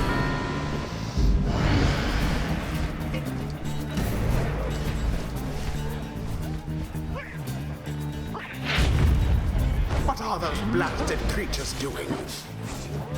This is a sacred tradition, not some boorish spectacle.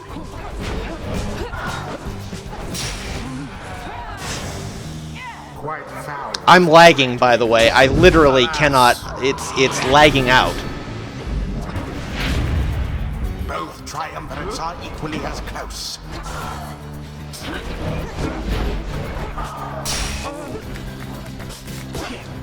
Get out of here.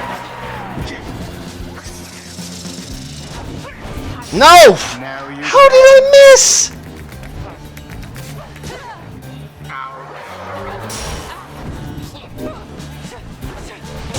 deliverance. Now go on, just once more.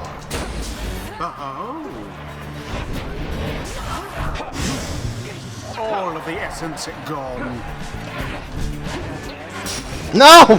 How are they knocking me out of the way?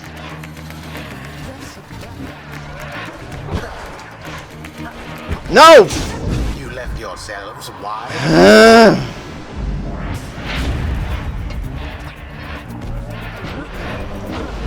A second wind. Woe is you. Oh.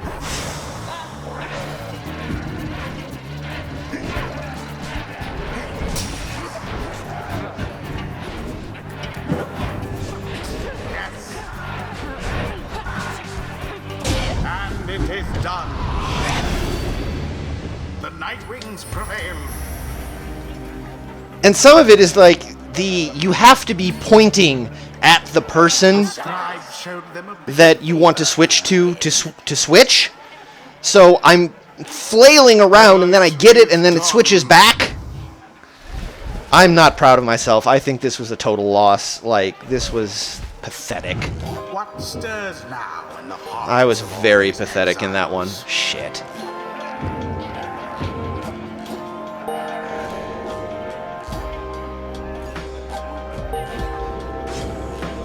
Gertrude's lust for knowledge becomes manifest.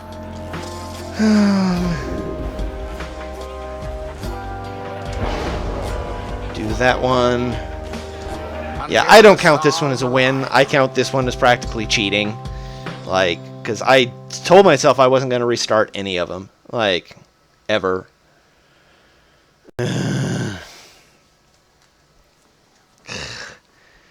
It's slippery. And, like, they were bumping me around, and I don't know how they were doing that, because they should have either been, like, banishing me or not. After you and your fellow exiles prevailed against the essence, you find the lone minstrel tending to one of your own. Giudario seems to be unwell, though you cannot yet sense why. How are you feeling, madam? My strength has failed me. I feel alert enough, but very, very weak. I see. Then, please, do not exert yourself, or try. The lone minstrel motions for you to come closer. Reader, Giudario appeared rather disorientated and more fatigued than usual. Reported feeling not entirely present. Symptoms of banishment sickness. An ailment suffered by those who frequently conduct the rites, debilitating but fleeting. Sense of loss and isolation during banishment sometimes extends beyond that time. Basically, the game is basically saying you're using her too much. Stop. She should soon be able to take part in light activities, I think, but under no circumstance shall she be able to conduct the coming rite. Now then, I ought to not keep you from the stars above. Please, go and have a look for them, for all of us, I think, are anxious to depart this place. The stars yet shine for you, revealing various paths forward. You gaze into the darkness of night.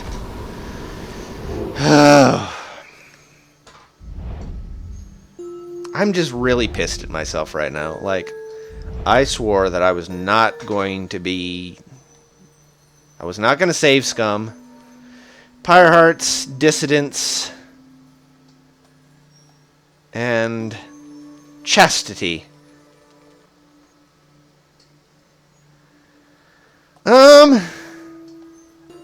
God, okay, so if I beat the Dissidents, I won't face them in the Liberation Rite, but if I beat the Chastity, then I'll face the Dissidents.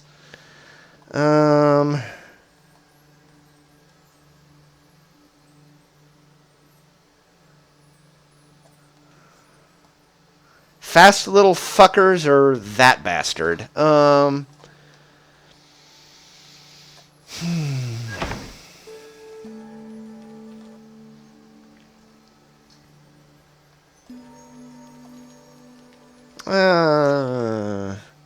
The Dissidents are they're punk anarchists, and one of their leader's a dog. Oh God.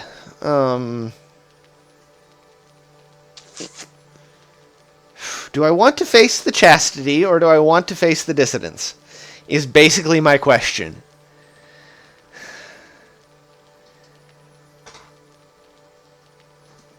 And oh God. What do y'all think? Do I want to face liberation rights against the fast but little fuckers? Or do I want to be against those bastards? Yeah, I'll get a scene for the Chastity. And I don't mind facing the Dissidents. I think I'll be better than them. So let's go fight the Chastity, and I'll get to use my Chastity voice. Not that kind. And, yeah. The Chastity and old Manly. He is without shame. The product of corruption that now festers in the Commonwealth. You and Volfred then go over what he knows of your next adversary. H. Manley Tinderstoff, the offspring of a semi-famous sap industrialist, he was born into wealth and lived in the lap of luxury, never having to fend for himself.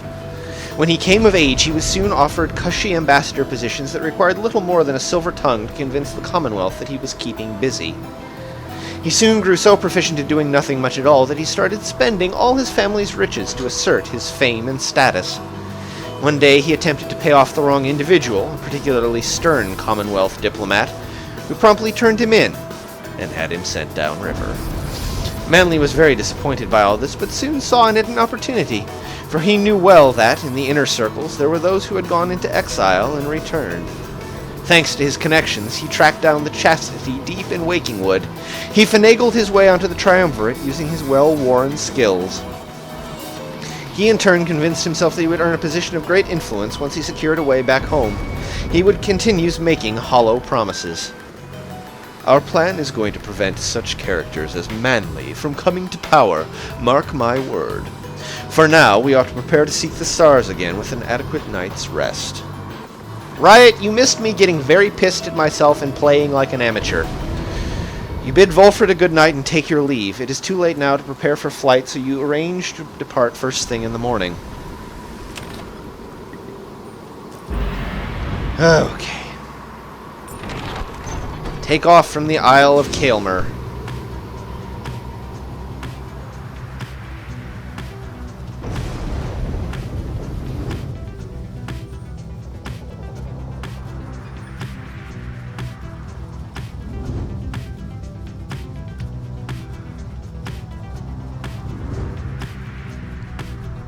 Meh, I won't run into him. I won't be unneighborly. Yeah, Barker Ashpaws really is a my first persona name. It really is. Yonder lies the Ridge of Goal, somewhat less imposing when viewed from this vantage point. Do you not agree, reader? The myths of the downside hold that it is no mere ridge of stone, but the remains of Lord Gandroth. The Serpent Titan brandished his tower shield and sent Gandroth's fury back into his countenance, the Book of Rites, but once slain by Golgolathanion himself.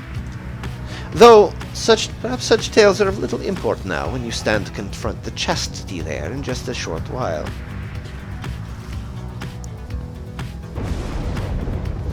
Alright, Hollow Root, which is Pamitha, and Blooming Pool, which is Birchroot. Let's learn more about Birchroot. You make successful landing in Downside Prairie near the southern edge of the Downside. Memories of having first met Hedwyn, Jodariel, and Rookie come flooding back. You now should have some time in the vicinity before continuing onward towards the Ridge of Gaul by land. Beyonder Crystal seeks Birchroot. Nice. You finally gonna talk to me? Yes! I thought I told you to be gone. She is pushing you away as she did before. Perhaps I ought to cease my services to you if you insist on disrespecting my wishes thus. Would that sound good to you, O reader? Imagine not having access to the loathsome trinkets which I grant to you. Imagine those idiots of yours having to get by without my tutelage. I can imagine it just fine myself. I once was a weapon, used to kill an emperor. Attempt to kill him, anyway. Now I am, once again, a tool being exploited, soon to be discarded. Go on, then. Leave me be. Go about your business, and let us pretend we do not know full well how this shall end between us. Oh, I think somebody's hurting. Scribe Trial. Birchroot. Sure, we are going to swap. Oh, no, not what I meant to do.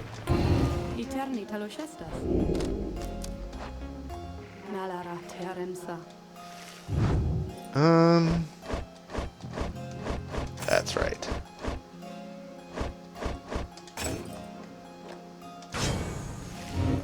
Now Sandra to administer one of her special trials for Birchroot. The old bog crone, then. She does have some potential, I should think, more so than most of those with whom you share that little residence. Then let us bring her forth. Sir Birchroot appears in heed of the summons. We sense that thou hast need of us.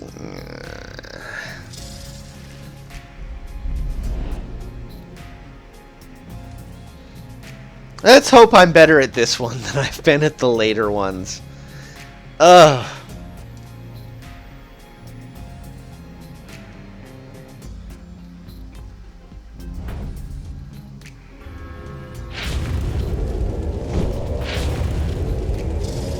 The apparition Sandra appears and unfastens her mask. Listen well, Chrome. You answer to me here. How very eloquent. May your vast experience exceed your knack for pleasant conversation. I trust that you shall have little trouble here without the benefit of your more communicative friends. Now, come.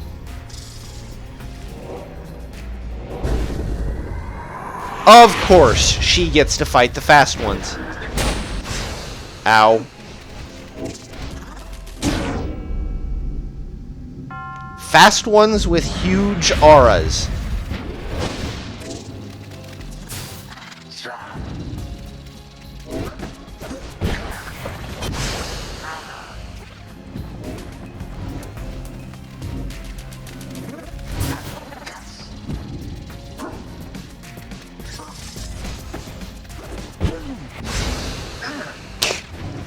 Her aura gets squashed by just about anybody, doesn't it?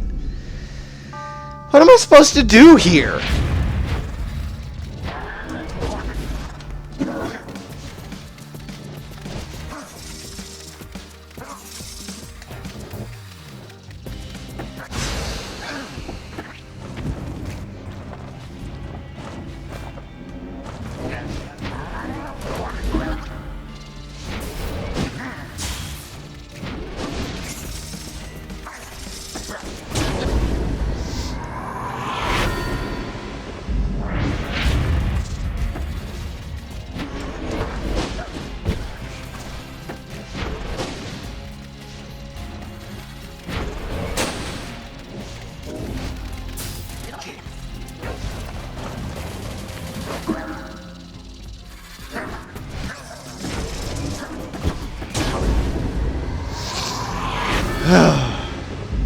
No, they're just glitching, I think, a little.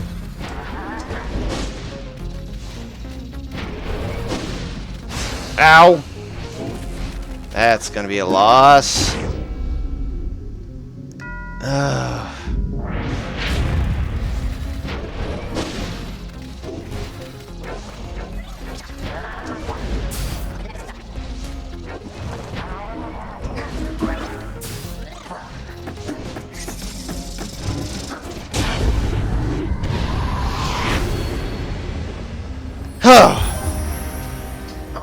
So her thing is basically she just has to get close. She doesn't even have to get very close. A simple test, undeserving being called a challenge. The watery aura means it's weak. The watery aura that she has means it's weaker than everybody else's. So it has to be very, very close and even weaker than hers, I think, to do it, because like the people with high scores are very, and the people with low scores, I think it's also just part of their race, that they do through aura blast and stuff like that, not through running over people like a demon would. Alright. Good riddance to that mouthy wraith. Show us, then, what trinket she bestoweth upon us. Received Milithe's tail for completing Butcherd's trial. Her blast pierces solid objects. Yes. Thank you. Thank you. Thank you. Thank you. Never using anything else ever again.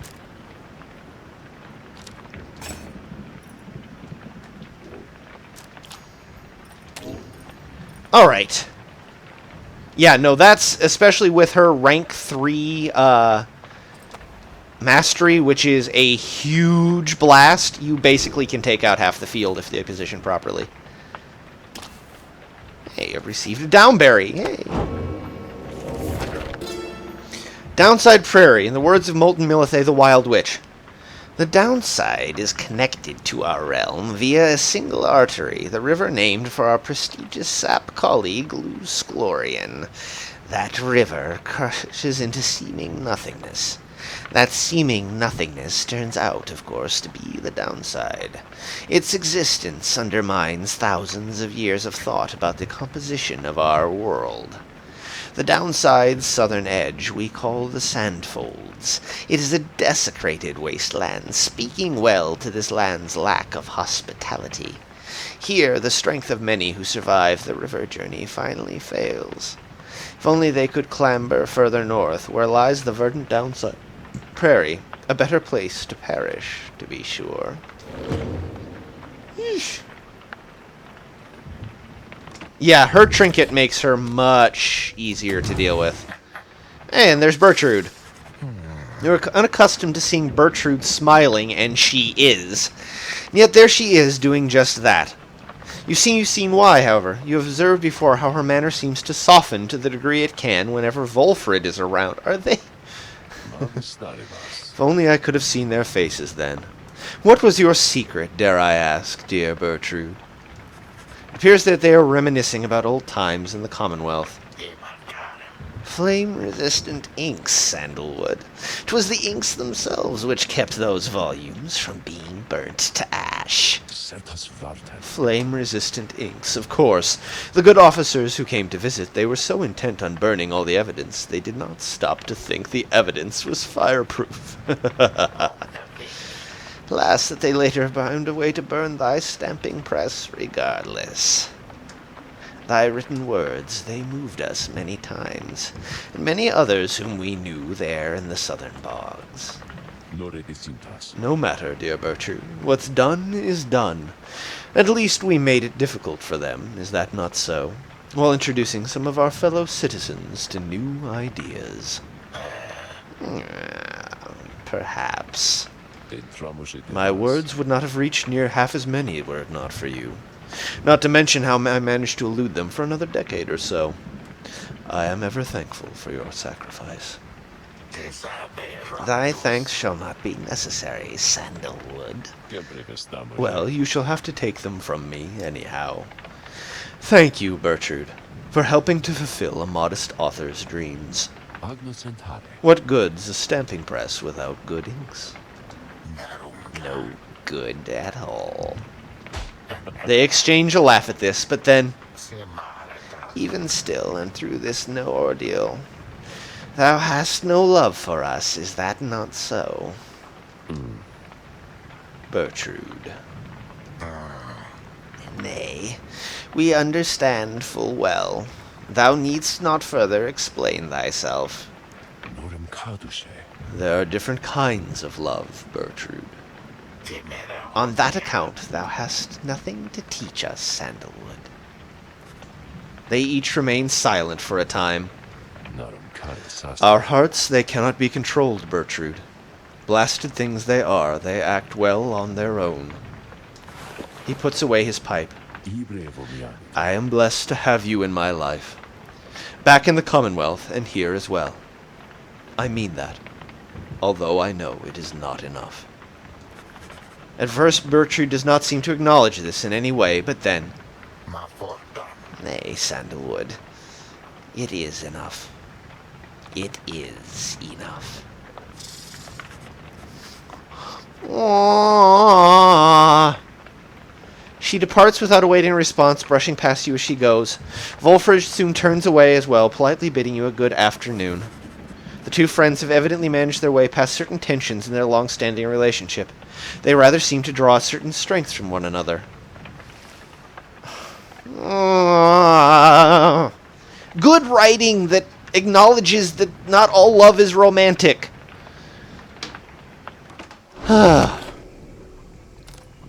Search for reagents.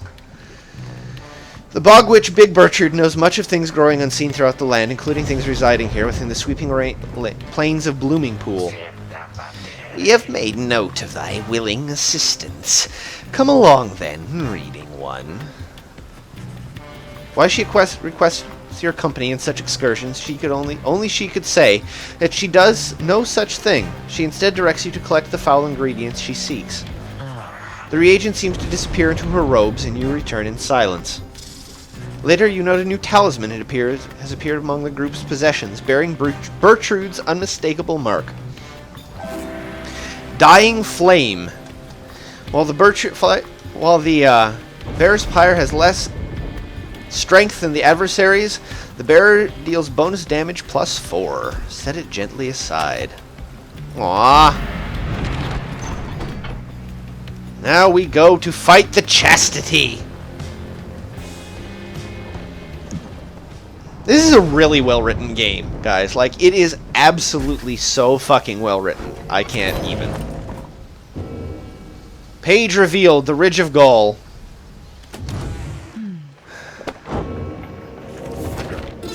The Ridge of Gaul, in the words of Luce Sclorian Hundredminds, the scholar. The serpent titan, Gandroth, turned to brittle stone not long after his death. Of that you may be certain. What remains is a flat, elevated basin that stands us closer to the heavens. Oh, shit. There we go. And upon the fallen Gandroth's hide, the stars themselves alight, and you shall know you stand on sacred ground. We set the metal sigils, lit the candle flames, and we emblazoned on the rock-like forms the sigil of our passage to and from this land, and then the stars themselves, they did reply to us. They sang, shining bright, their voices loud and clear. We understood their cadence, and we knew how often to return. Pamitha! Pamitha is staring out the window as you approach. I miss flying, reader darling. Take it from me, it feels as good as you'd expect. It's not enough for those Commonwealth brutes to cast us down here if they can get their fingers on us. They make sure we never fly again as once we did. All while calling it an act of mercy. Let me ask you something. You've learned a thing or two. What have your studies taught you of my kind? The violence they have caused, you know that they have suffered. You know you share a common ancestor, or you know little of their kind. I know that they've suffered.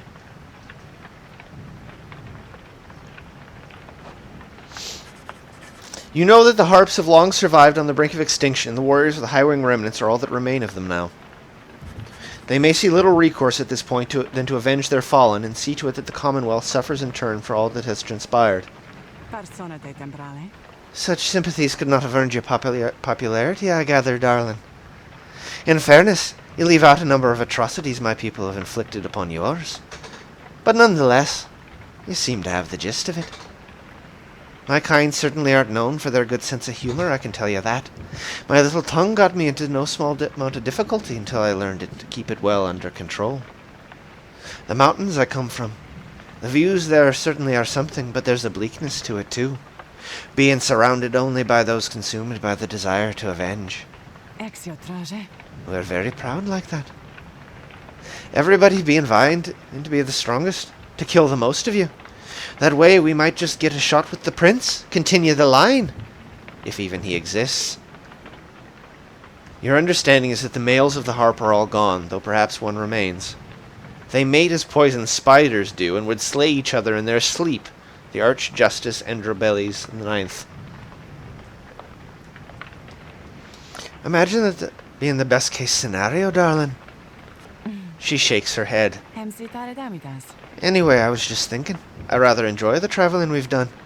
The change of scenery does me some good. Perhaps I'll stick to wandering after all of this. In fact, I have a fancy for some wandering right now, if you'll excuse me. She heads out of the wagon into the untamed reaches of Downside Prairie. Man.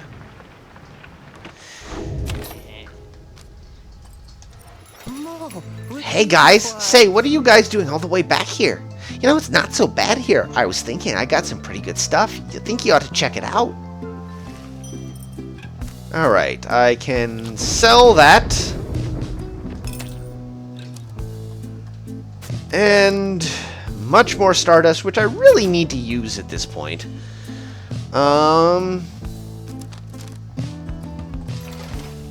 You guys have a good day out there. In fact, let me go and do that before we do anything else. Let's see.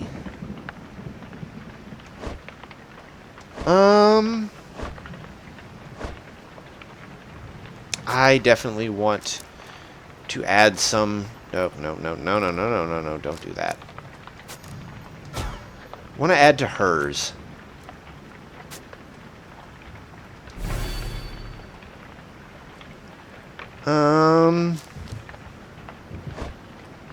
Hers can't be added to, and theirs can.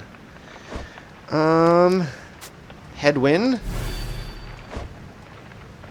And we'll dump some onto her. Yeah, Supergiant games have been pretty good. I mean, they don't seem to rule it out. They just don't emphasize it. Which, I don't know. Commence the rite. As you await the stars, a form dressed in the raiments of the rites approaches you and Volfred. First, you presume it for one of your next adversaries, the Chastity. But he cannot be one of them.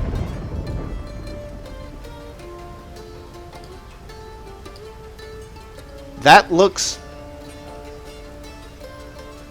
Guys, does that raiment look kind of familiar? Huh? Beside you, Volfred starts.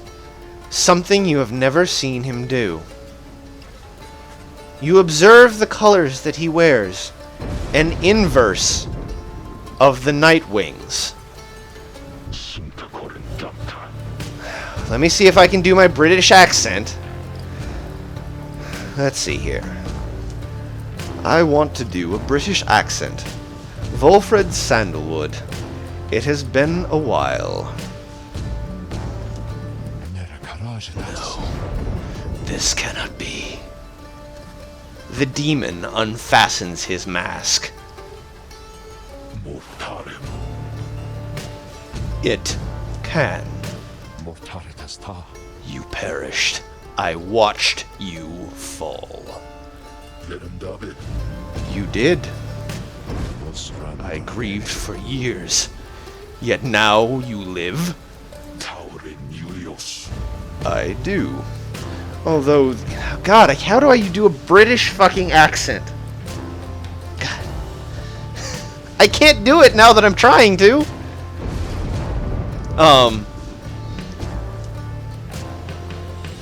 Received pronunciation. I do, although these horns, they grew long ere I could walk again. Unbelievable. Then, why are you here now, Oralek? A former exile of the Nightwings, betrayed and abandoned in his moment of glory.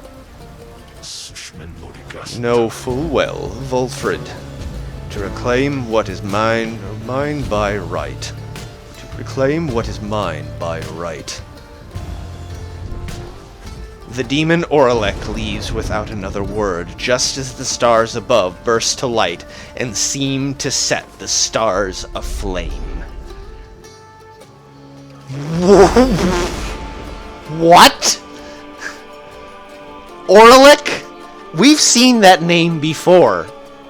He's supposed to be dead?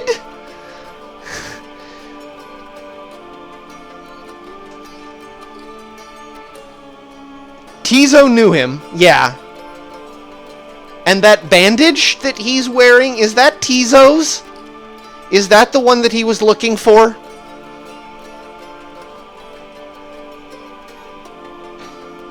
Because, yep. Holy shit. Time Singer Harn. Your adversary shall have 50% stamina for use with their abilities. Star of the Sky Titan, once routed by the 8 scribes in flagging hands. Oralek. Okay.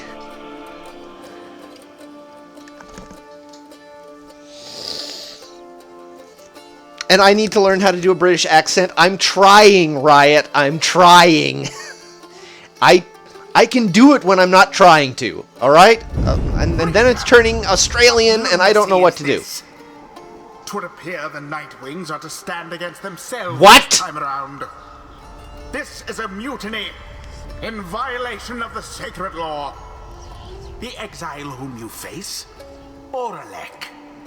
Long ago he had his chance, and he relinquished it. He cannot simply claim it now. and I cannot preside over this nonsense. Good night. Did the voice just nope out of here? What happened to the chastity? The stars showed we were to face them. They must have suffered a misfortune of some sort. Tampering with the stars' designs is not permitted, Orlek. Cheating the worthy of their rightful liberty is not permitted either, Volfred. You must know I took no part in that betrayal. Search your heart. Orlek says nothing for a time, then... Where are your raiments, Volfred? I have refused to wear them since, in show of solidarity to you. And to elude the voice, I would... Oh god, I can't do it! And to elude the voice, I would suppose... Yes, that too. I see. You never were very good at this anyway. We shall see.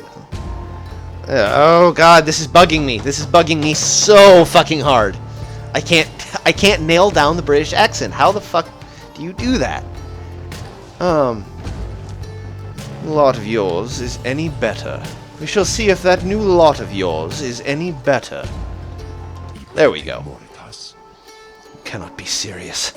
What sense is there in us standing against each other? But Orlek puts on his mask and stands ready. I shall crush this lot of yours, Volfred. You shall see that I am not so easily discarded, and you shall not deny my liberty again.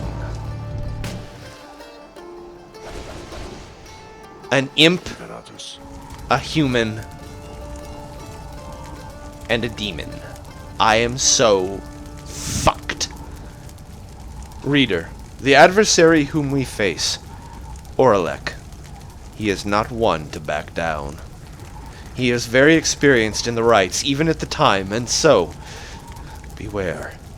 There was no one left in his day who could prevail against him, and he appears even stronger now. I wish I had more valuable advice to give in this. I wish I had foreseen this. Let's see how bad it's going to be. Consider the true Nightwings? Oh, hell to the fuck to the no. Holy shit, he is almost at max enlightenment.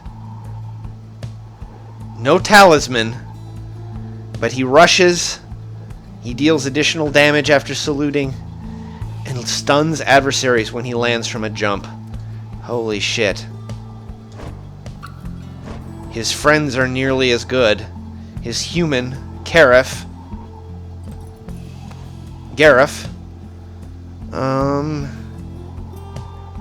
He casts flings, and while he's holding the orb, he sprints and jumps without using stamina. Holy fucking shit. Yes, his stats. 40 presence. 20 glory. Oh, Jesus Christ. He's got 20 glory right now. So he's got less than a normal demon. One's worth in the eyes of the 8 scribes. It's been damped. And then the imp implodes and zips very fast. Oh god.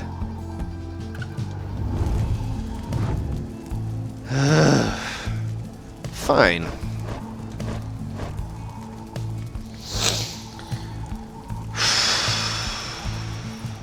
She can't fight. Means we don't have an anchor. Well, it's gonna have to be headwind.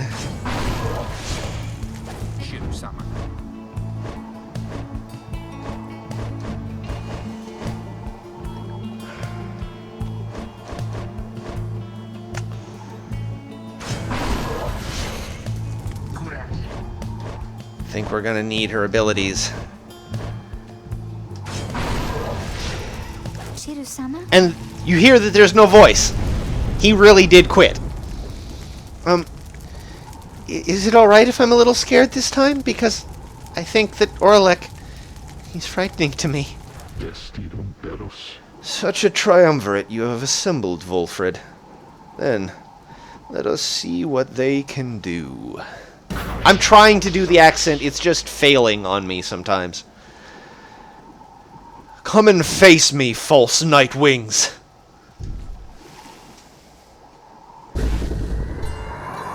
Shit. He's fast, though.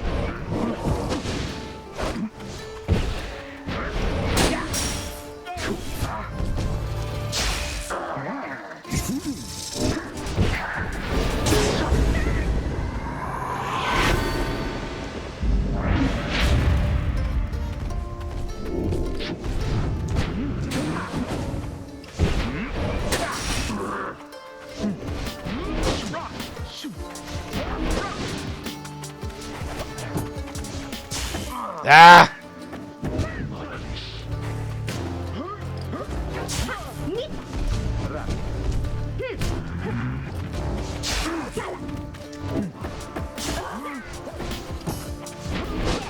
Ow!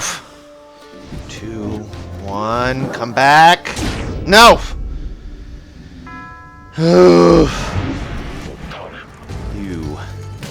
You must be the one whom Volfred sent. Oh no, that's Volfred's voice. God damn it. You must be the one. Must be one. God damn it. What is received pronunciation? You must be the one whom Volfred sent. God, that's gonna bug me. I'm gonna practice it all Tuesday, probably, so I can get it right for Wednesday. Be the one whom Volfred Sandalwood chose to replace me. No, look, I don't know who you are, but Volfred hasn't done anything like that. That isn't why I'm here. Nonsense. Not lie to me.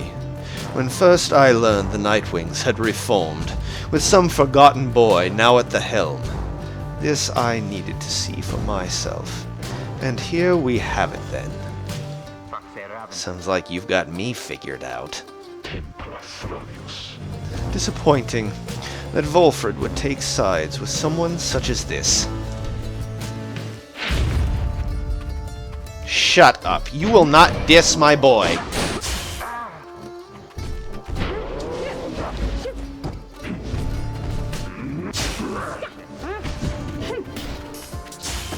Ah!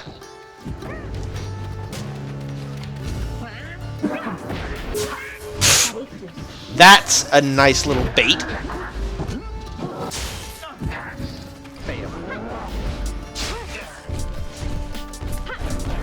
Oh! Nope! Ow! Jesus! Is that a bait or what?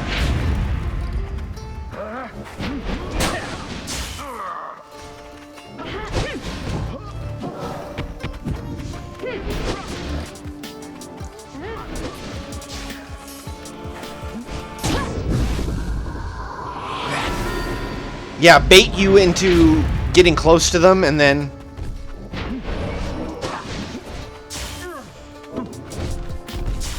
Ow.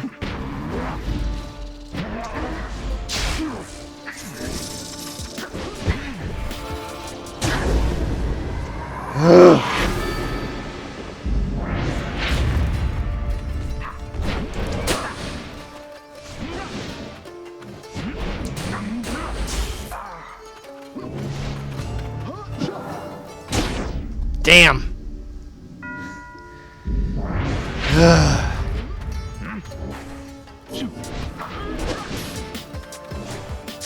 Shit. That wasn't much of a jump.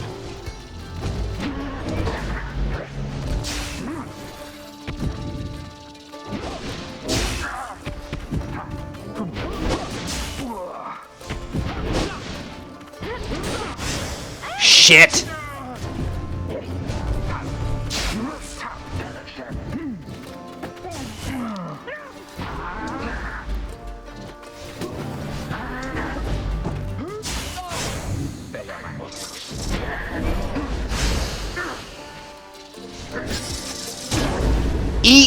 crone. Yeah, you can. It just doesn't do as much damage.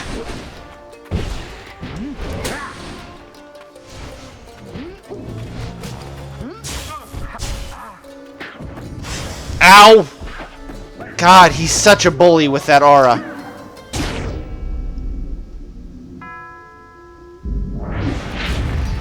You know me, I almost never have the time.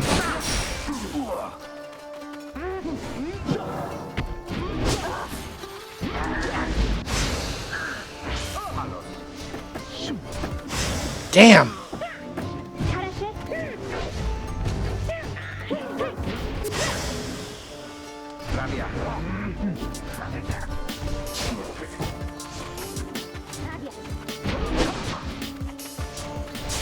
Damn.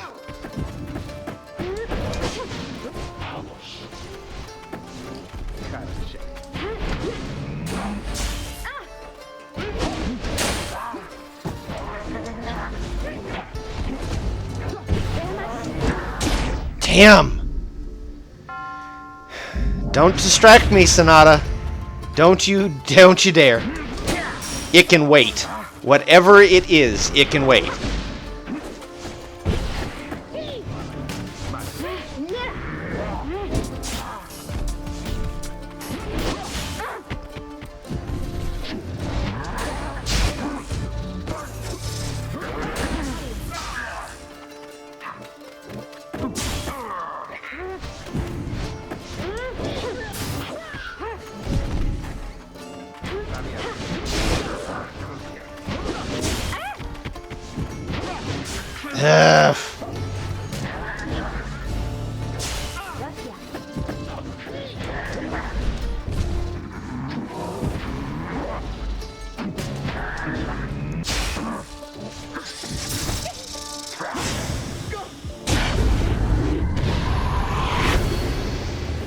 Ugh.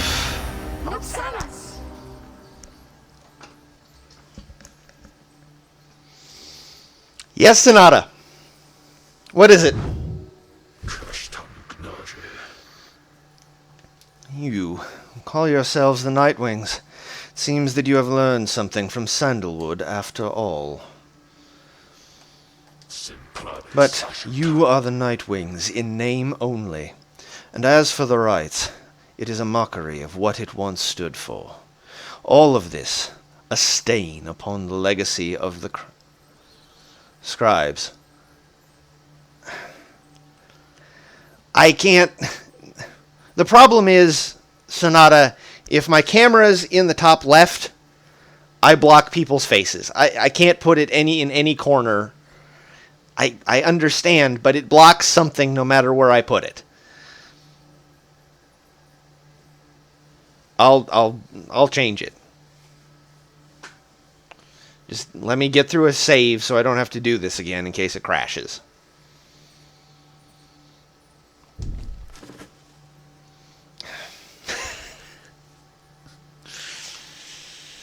Volfred looks on as Oralek departs without another word. Oralek, forgive me.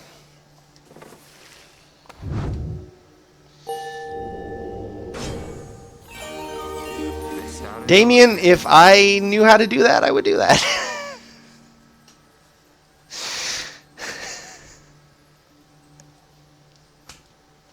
I will have to pick your brain on how to do that. No matter what anyone says, I refuse to think there's some sort of limit to one's understanding of all of this.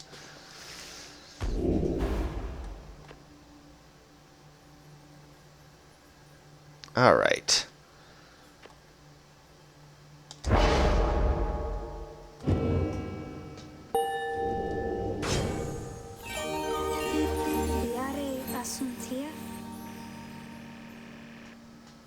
Segfault, what are you saying that you think the best part is?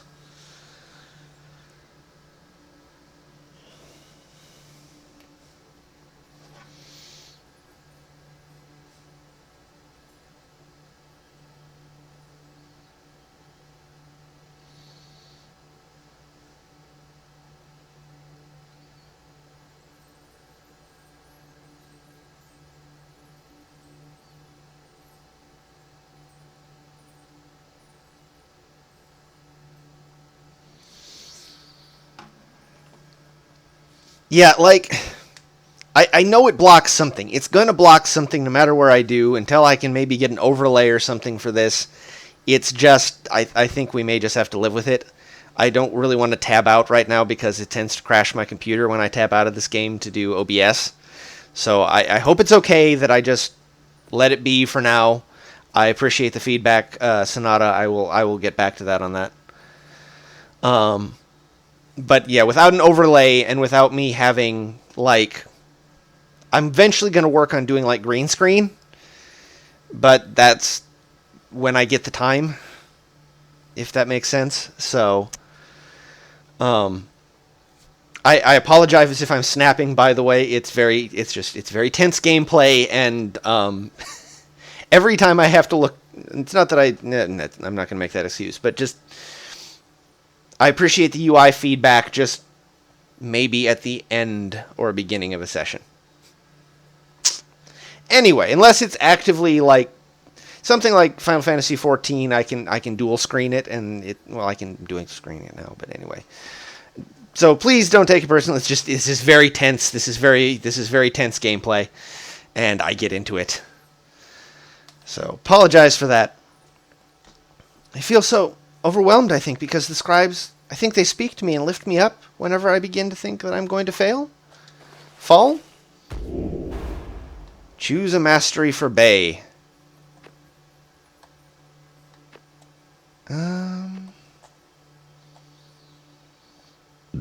Oh, wait, they got that out of...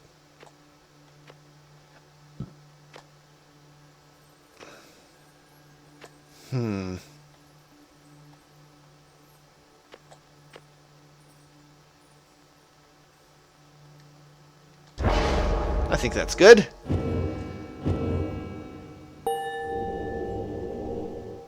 She's leveling up. Alright, cool.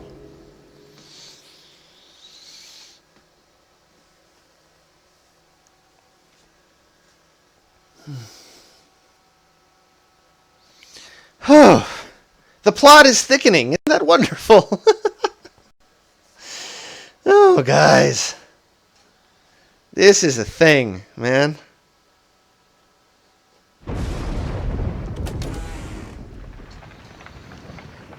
And we've got a liberation rite coming up, too. We're going from the, frying pan into the fire. Shit, man. Oralek. He has changed. Scarce resembles now the one whom we traveled with then. I'm afraid so. I can only begin to imagine what he has been through all these years. Reader, as you can see, Oralek and I, we have some years in common. A story for another day. I need some time to look at how this all affects our plan. Reader, sir, Oralek is a principled person. His freedom was denied to him just when it was in his grasp. A doleful tale. Wolfred shall tell you more of him in due time, of that I have no doubt. For now it seems the stars beseech you once again outside. There, deep in the infinite dark, once more you see a single star shining brighter than the rest. Path to freedom beckons you again. Solium, the golden star. Who were right, Confusion?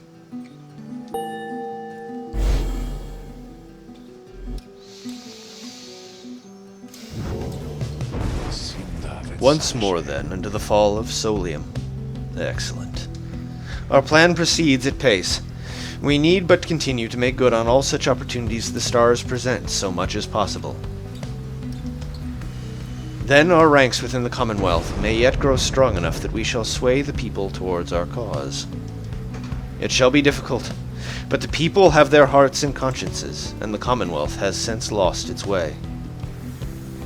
The never-ending wars with the High-Wing remnants, the passing of more sentences of exile than ever before for increasingly dubious causes, the burning of books, the outlawing of literacy, these are corruptions of the teachings of the scribes. Together we shall prove it soon enough. Wolfred, sir, what of Oralek? Wolfred says nothing in response at first, but then, Orlek appears to have his own agenda now. We shall have to try to keep an eye on him, though. Our plan remains the same. Yeah, I've noticed that confusion. They do actually call you by name. Title, anyway. Anyway, we have a mountain which we need to climb. Let's all rest up a bit, if possible, this night. We fly at break of dawn. Continue your journey. Page revealed. The Nightwings. Well, first, Sandra. Nope. Okay.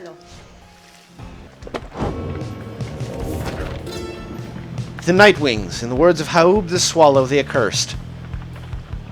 Yeah, Noxalas is one of the ones that I've picked up on. Nightwings! Whatever the Beyonders is. What is a life without an adversary? If not for forces that conspire against the will, life would be devoid of its innateness, the desire to overcome. Thus, when we, the eight, at last each fashioned a triumvirate based on our own ideals, we realized a void still needed to be filled, as the night sky needs moonlight. We eight were united. Our triumvirates shared our affection. They needed us to set them all against a common foe. Good night, Damien. I'll be picking your brain tomorrow about the overlays, because I probably do need one for this, so. Thus did we form the Nightwings, a triumvirate envisioned to exceed them all, both through means mortal and divine, and give an undue favor each turning of the cycle. They are the adversary we all face. Much appreciated, Damien. Much appreciated. Your support, as always, is a treasure.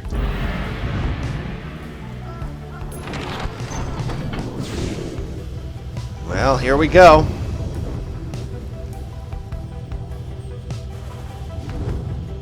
No, it is a really nice rain loop. It feels like rain. It's just random enough. It's not straight down like a lot of rain loops are.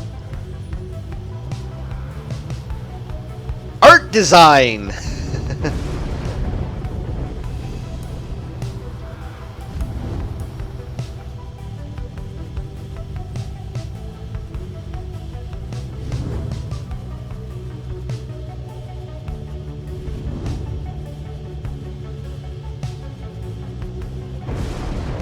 Emperor's Fall and Emperor's Ascent. Hamitha and Jodariel. Jodariel. Oh! The sound. Okay, that is cool. Huh, you can hear it while you're in the wagon. Okay. I'll have to check that out. You landed amidst the splendors of Mount Elodiel, whose summit awaits the liberation rite. Thus begins our third ascent to the fall of Solium. My agents in the Commonwealth report our plan is proceeding. Let us strive again to liberate one of our own and raise its chances. Seek the Imp Scribe's favor. Let's take a look at this.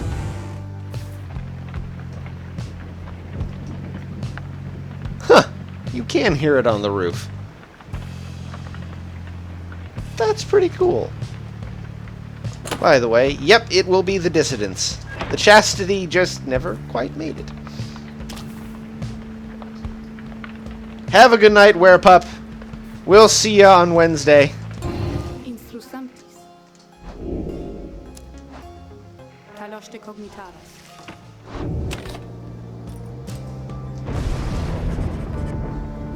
With some time to spare after having landed, you joined Jodariel on a brief expedition to the monument of Haub the Swallow.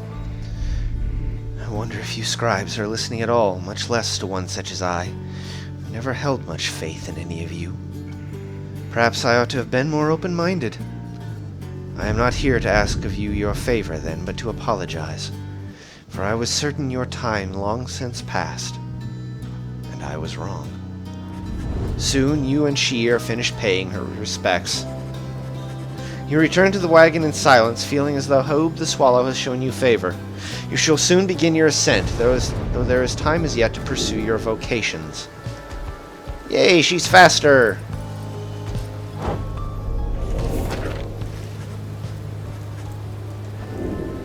And now we shall get some glory. What do you have come to understand of the book? What have you come to understand of the book? Can you recite its pages yet by heart? Have you internalized its teachings? In its lack of limits, you experience yours. Inspiration comes to you in a flash, whether from the book or from within, you cannot tell. Righteousness. One more damage, but sometimes that one damage can be all you need. Continue your journey.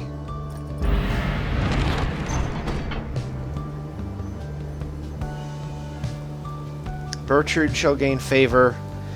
Hedwyn shall gain favor. I want to see what Hedwyn has to say. He's always so sweet.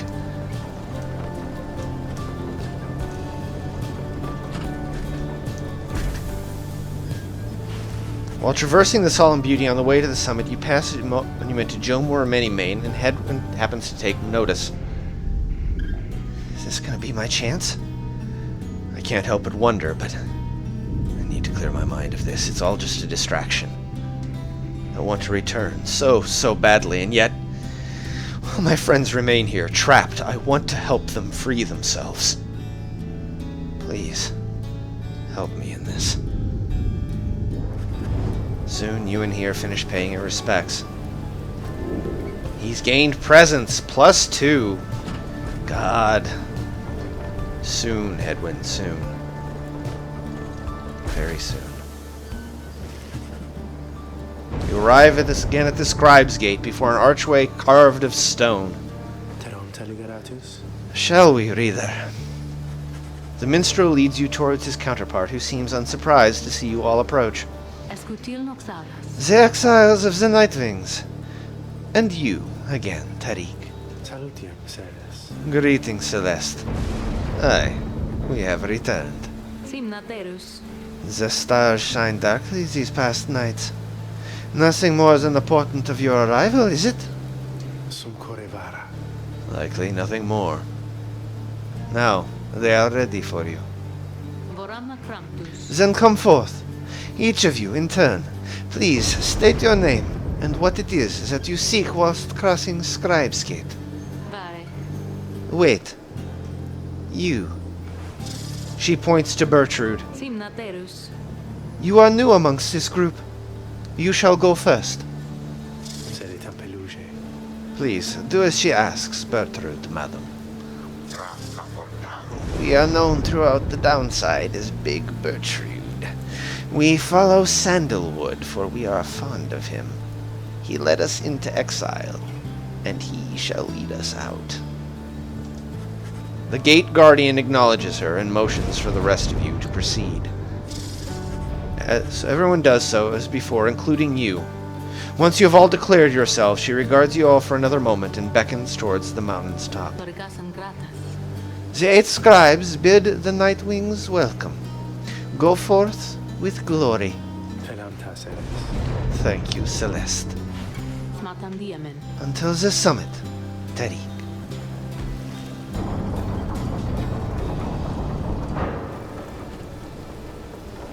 God, here we go again. Alright, chat, who do you think I'm going to liberate? Who do you think's going? Who do you think we're going to get to choose? Shit. Hey, welcome back, you guys. You know, I guess this is a pretty decent spot for business all of a sudden. Because used to be it was real bad up here, you know? I'd just be here and wait and wait and wait. And sometimes it gets real cold, like I was telling you before, and stuff like that. So anyway, you buying anything or what? Bottled Void. After getting banished, the bearer returns in a burst that draws in nearby adversaries. That might be worth picking up at some point.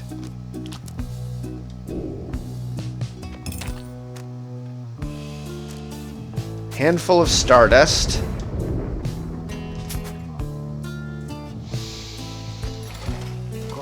Thanks, guys. Good luck in that thing you're going to tonight.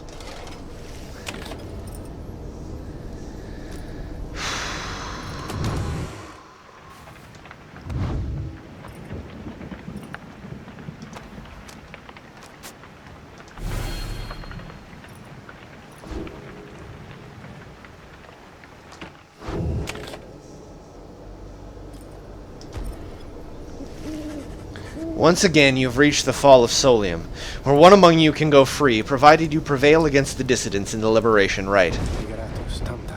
Reader, we would ask a moment of your time.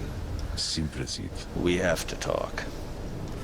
As darkness falls, the minstrel and Volfred pull you aside. We have some news that is, depending upon how you look at it, potentially unfortunate. The Moan Minstrel directs your attention towards the dark night sky.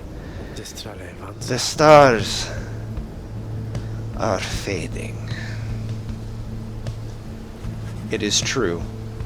With the advent of the Titan stars, visibly fewer stars seem to be shining than once you saw in the sky above. Yes, the stars themselves are vanishing. Why, I do not yet understand, but what it indicates is this. The rites are drawing to an inexorable end. The light of the stars.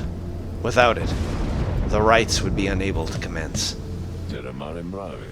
Anyway, that is the bad news. The good news is that there are a lot of stars to go. How many liberation rites remain, I do not know as yet. The arithmetic is complicated. An estimation of the number of the stars, the rate at which they fade, the accelerating rate at which we are being summoned here. Anyway, I'll work it out as soon as possible. For now, I felt that you should be aware. We can inform the others in due time. At the moment, though, they have this rite to think about. And so do you. Look forth! As the stars above begin to shine, Volfred's words begin to sink in. It seems you have a limited chamber of chances remaining to liberate your companions, including this one, now. They're not gonna give me all of them, are they? I'm gonna have to pick who stays. God damn it. Zilvius Horseheaded. Star of the Mare Titan, once vanquished by the scribe Saint Triesta Tithys. God, they're all ugly.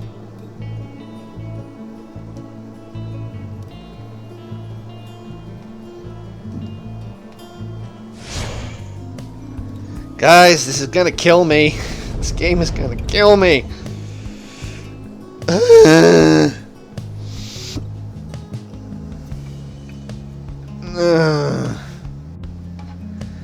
Alright, guys. Who stays, who goes?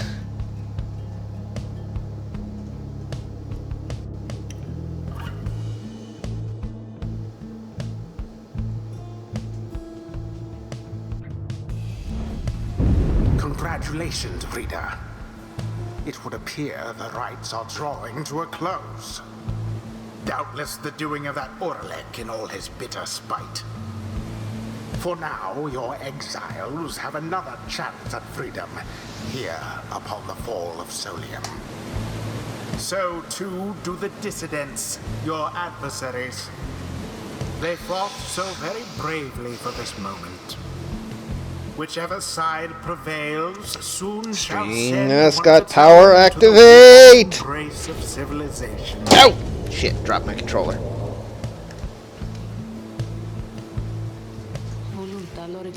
The pyres burn, and each of the triumvirates is present and prepared. I concur. The pyres burn, and each of the triumvirates is present and prepared. Then, anointed one of the dissidents, come forth now, and declare yourself, and pay any respects you have unto your adversaries, the Nightwings. Barker bursts out from some hidden corner, laughing, as he paws at his mask.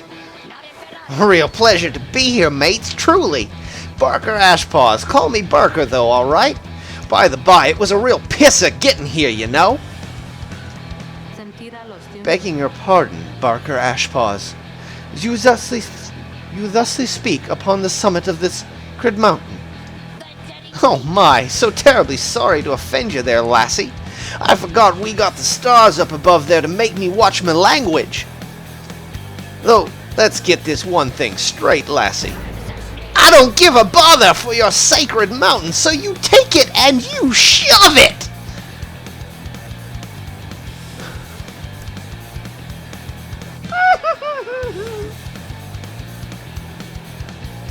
Me and my pack, we're just here for the laughs, you got that? The other side ain't better than this one. We ain't interested in your freedom. But just the same, we're gonna get it. Take it from those wee little babes, they're so antsy for it. Hear that, you Nightwings? You better put up a good fight here, or I ain't gonna be happy, you understand? Then he shoves his mask back on. Right, come on then. Let's hurry up and get this damn thing started. I don't know why I go all over with his accent, but it's wonderful. As for you, Nightwings, you bring darkness with you. What have you wrought upon the stars? Celeste, please. We do not know what is amiss here. The Nightwings have come only to see that the liberation is carried out. Indeed. Then make your choice, Nightwings. Who among you is to be anointed here? Who shall return to glory?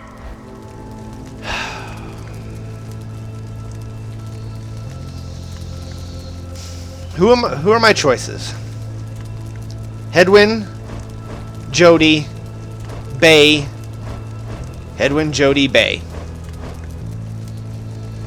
Here's the thing about Bay. It wasn't kind to her up there. She almost kind of likes it better here. Oh, Hedwyn. Sweet, sweet Hedwyn.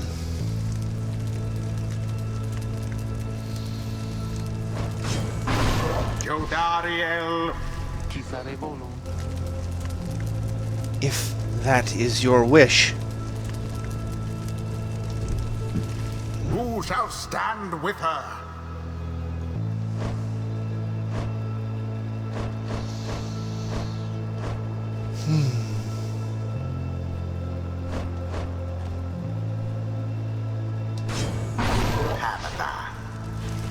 All right, I'll see what I can do for her, reader, darling.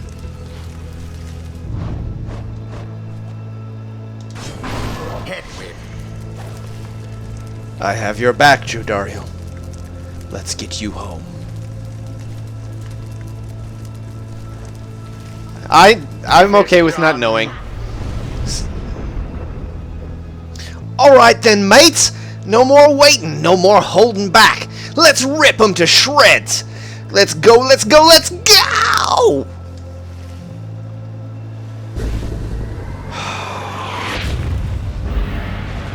Commence.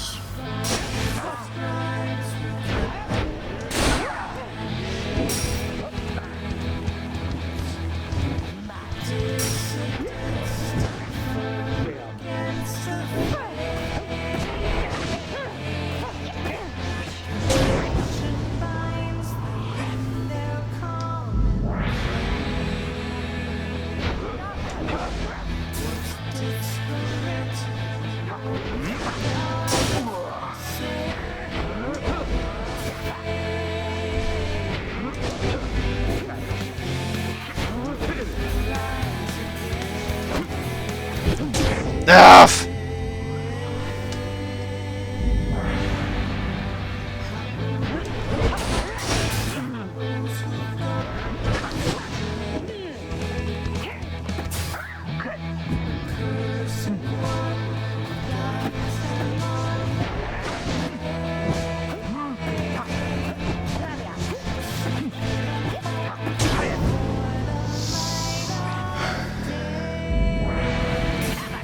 What in the... Alright, mate, something's gone right funny with that orb, as I can tell. Better laugh it up while we still can, eh? Indeed, something strange seems to have happened to the celestial orb. It shudders now as though possessed as some of the same chaotic power as your adversaries. What the fuck are they doing to my orb?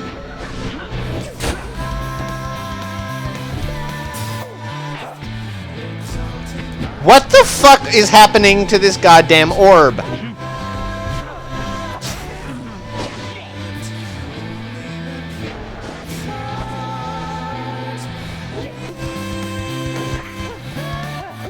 Ow!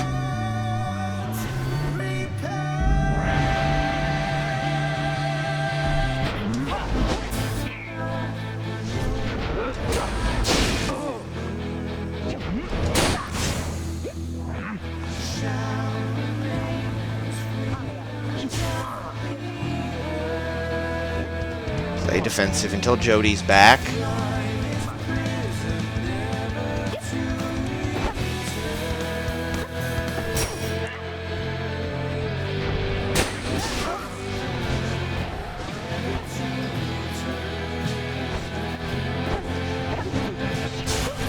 Ugh.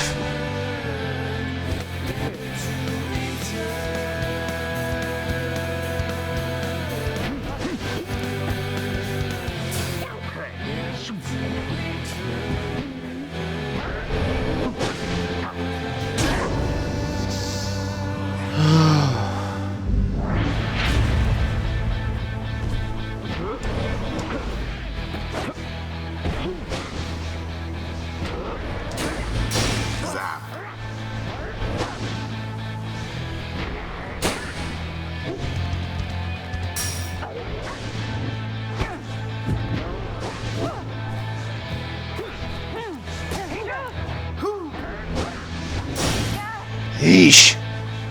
Where the hell is that thing going? Well cast. God.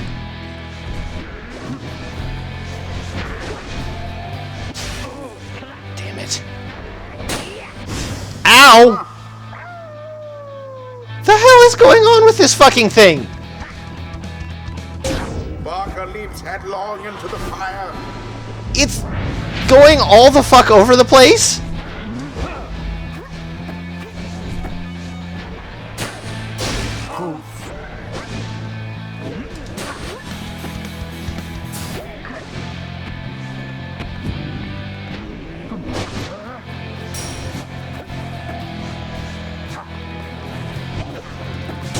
Remember everything that you hold dear. No more than a lick of flame remains. Bye, Barker.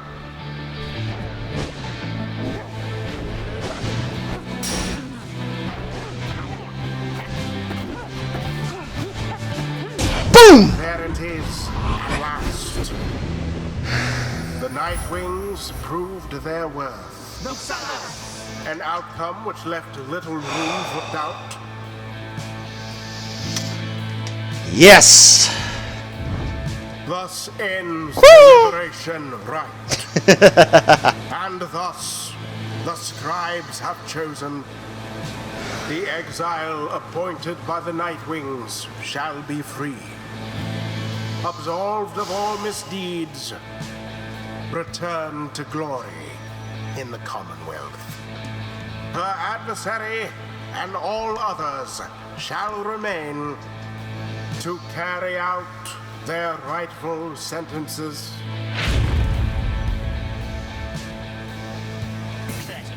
What a joke. Here I was thinking we were going to make him cry after all this. Come on, mates. We've already had it with this stuck-up place. So let's get out of here already, eh?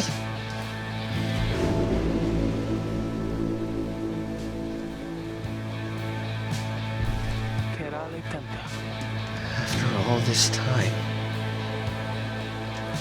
She turns her gaze towards the rest of you. I never thought this day would come. I have all of you to thank for this, for doing this for me. The life that I recall back in the Commonwealth was at times difficult, and I am much older now. I know not what I shall find on my return. However, I know this. If that place is still like the Commonwealth I left so long ago, then I shall strive to make it better. For as long as I retain my strength and breath. You see her smile faintly as she disappears into the shimmer pool, though you can still hear her voice, though faintly now.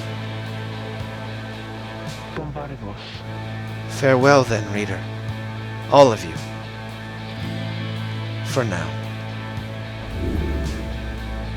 Jodariel earned back her freedom. May she return in glory. The 8 scribes are ever merciful. By their grace, the cycle of the rites may yet continue for a while.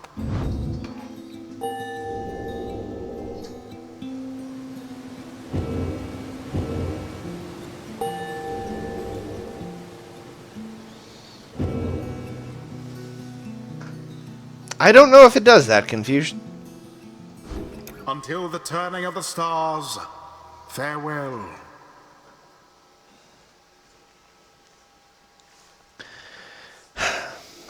No tears for that one. That one was just something good to do. Don't you all agree? I think Jodariel deserved her return.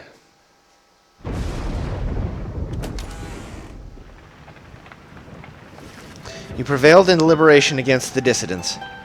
Already does the Black Wagon feel quieter than usual without Jodariel, who returned to the Commonwealth.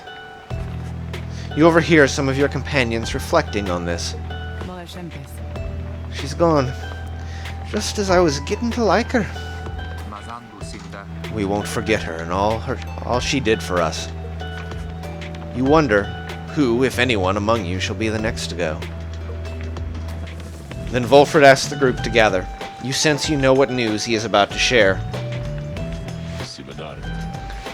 Everyone, I must apologize to bring such news at this late hour, but I felt that you all would wish to know as soon as possible. The context of our plan has changed. He looks about at everyone before revealing to them what the stars have revealed to you both. The stars above are disappearing. They seem to just be fading away one by one, for reasons that the scribes alone may know for certain, though we all may harbor our suspicions. See for yourself if you have any doubt that this is so. A hush falls over your companions, all exhausted from the rite, and now stunned into silence. If this phenomenon continues unabated, and we have every reason to believe that it shall, then the rites shall cease when the stars no longer shine. Permanently cease, that is. Your companions exchange glances. You sense negative emotions rising. Confusion. Fear.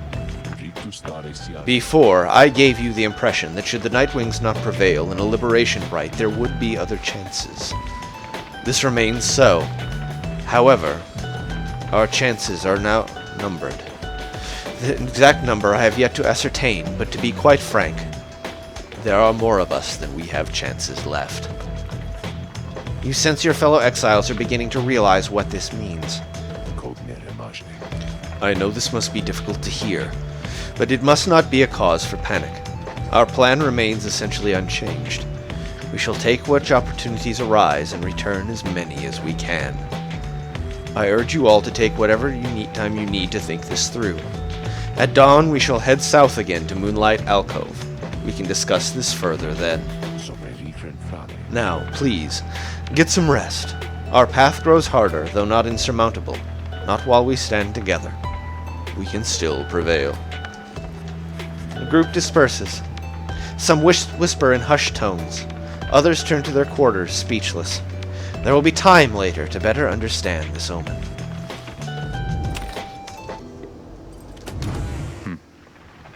Oh, Hedwyn. Oh, poor baby. Let's see. Sandra don't got nothing.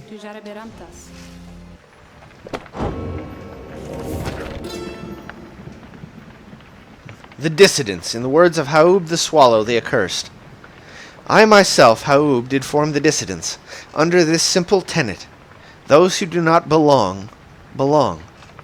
The other scribes, some of them, showed at first reluctance to allow an imp, and one accursed, to designate one of the 9 triumvirates. But Mur, the horned one, stubborn as he was, stood by my side. In time they came to understand, for I remained as ever at their side, a living bit of proof of their absurdity. The dissidents are an extension of my oddity. Those who do not adhere, they are not to be discarded, underestimated, or dismissed. They are as necessary as those against whom they resist. I like the dissidents. On kinship, in the words of Trieste Tithys, the Blessed-born. Each one of us within the eight, besides the Impaub, we would have perished in the downside had we not found each other, and together formed our union. Here in the downside all are bound, but that which binds us here does have some latitude. We chose the bond of kinship. Our exile took precedent over our differences.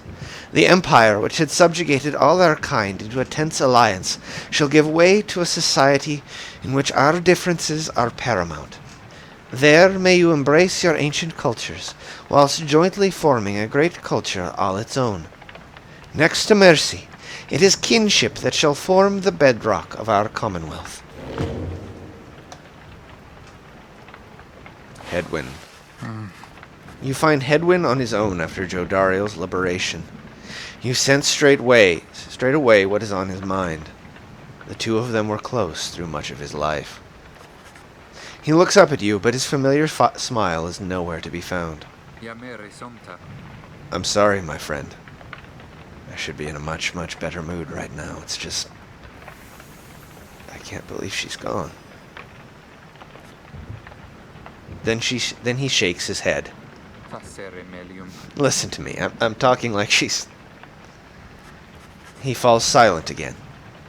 You can tell he needs some time to himself right now and turns to leave. Wait. Hold on. Don't leave me here just yet. First of all, my friend, thank you.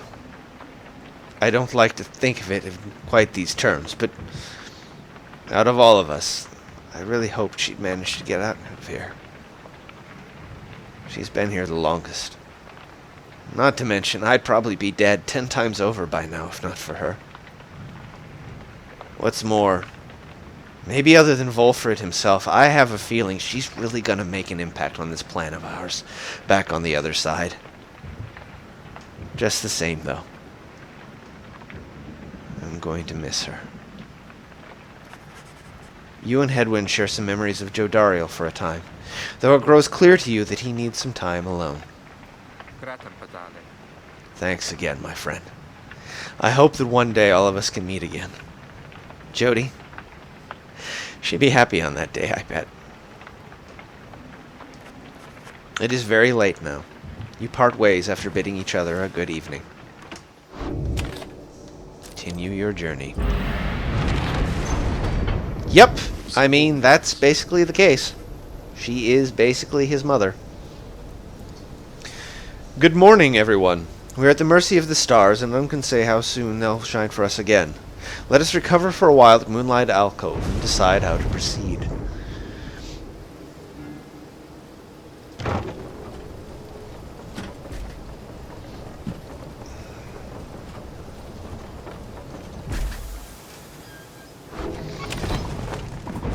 Bide your time. Best make yourselves as comfortable as possible here for the time, Nightwings. The rites ought to commence again before we know it. Until then, be well. Thus, you and your companions remain on the mountaintop, waiting for the stars to shine again. The cycle of the rites is ending. The news that Volfred and the Lone Minstrel reveal to you now threatens to disrupt the group's resolve. Who most deserves their freedom? Can there be any hope for your revolutionary plan to change the Commonwealth if too few exiles manage to return? These questions hang like a fog over you and your companions as you linger there on Mount Elodiel. For now, the exiles of the Nightwings vow to stick together for as many opportunities as they shall have. Many moons pass. One cold evening, Volfred finds you off on your own. Well, my boy, it's time once more. Come see. Volfred indicates the sky, and through the snow you see that he is right. Soon all of your companions are gathered. Volfred regards the group in his steady manner.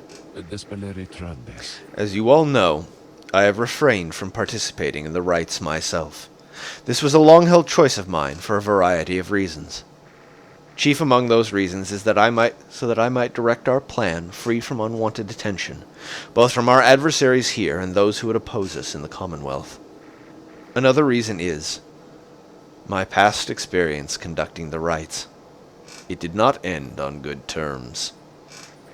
Before my time, the Nightwings comprised 3 exiles: Brighton, Erisa, and Oralek. Brighton, former exile of the Nightwings who conducted the rites alongside Oralek and Erisa. Little Tizo was with them as well, still learning in their ways. After Brighton regained his freedom in the liberation rites, the Nightwings took me in. A story for another time, but for one thing, I had the capacity to read the ancient book. Anyway, when we next earned our way into the liberation rite, Oralek was anointed for return. He had long been in exile, and his horns were beginning to show. We prevailed. Little Tizo snuffed the accuser's pyre. Thus, Oralek earned his freedom. However, just as the Shimmer Pool was about to engulf him,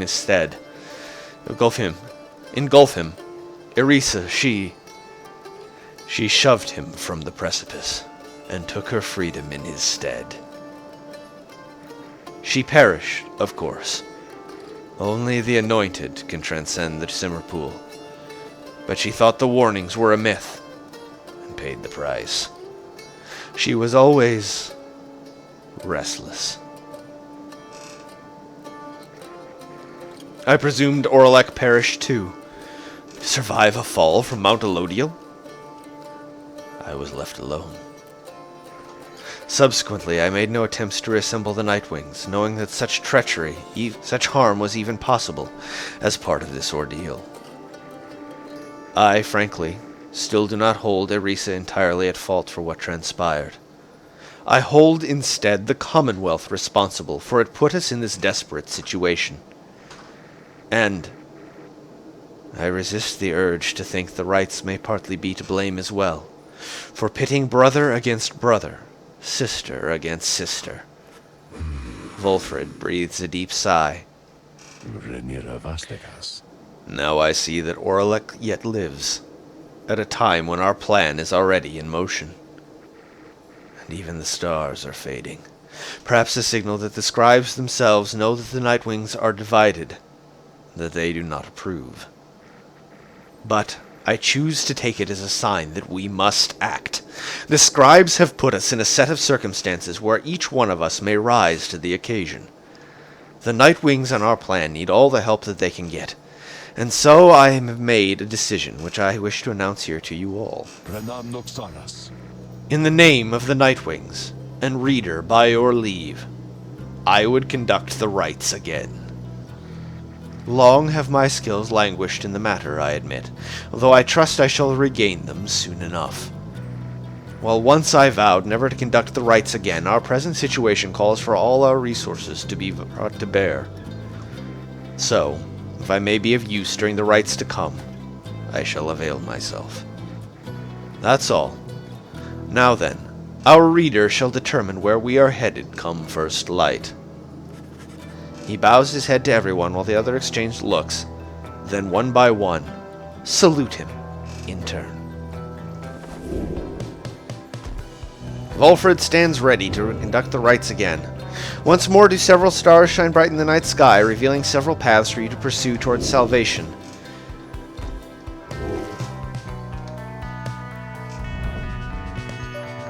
Jomor, Lou, and Orez.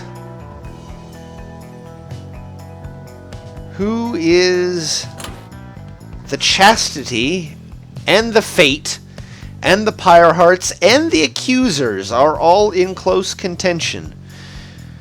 Interesting. Lou, the Withdrawn, though they are very low in the standings. I could dump the Chastity down a little ways and deal with the Fate, or the Accusers, who I don't want to give an edge.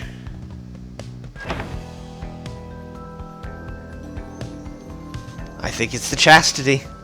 I think we have to take them down a peg.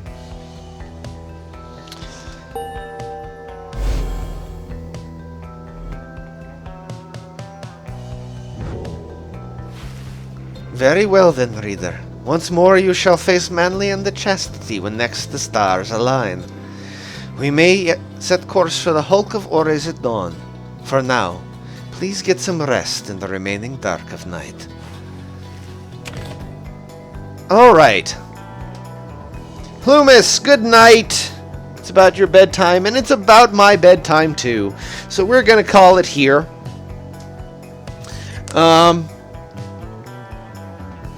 Oh, geez. Only 2? Good grief.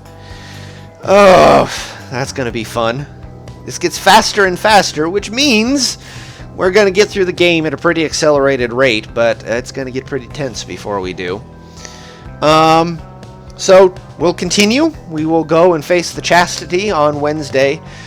Depending on what I end up doing, I might do another casual Destiny stream, because it's reset day. That's just going to be a PS4 casual hanging out and shooting the shit. So, give me just a second to answer a message.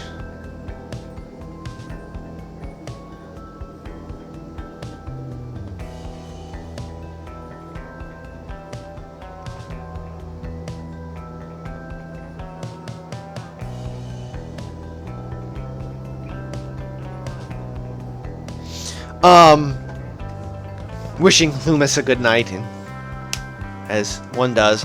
Anyway, so yeah, we'll continue that on Wednesday. As always, if you enjoy it, tell your friends. I'm still trying to grow it. I'm still struggling to do that. We'll have an announcement on Friday. I'm going to do a live video on the Facebook feed, on the Facebook page, to tell what's coming up the next week, because we've got some special stuff going on. Depending on how fast we get through stuff on Wednesday, I might even be needing to look for a new game fairly soon. So,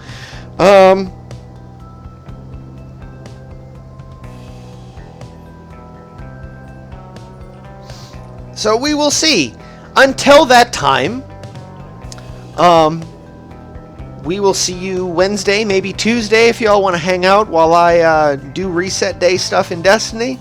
And until then, have a good night. Thank you so much for your support. Thank you, as always, for watching. Like, share, subscribe, please. It helps. It really does help. And, yeah. Till then, may the scribes ever be your guide. And this is DracoFire87, signing off as soon as I back out of this damn game. Alright.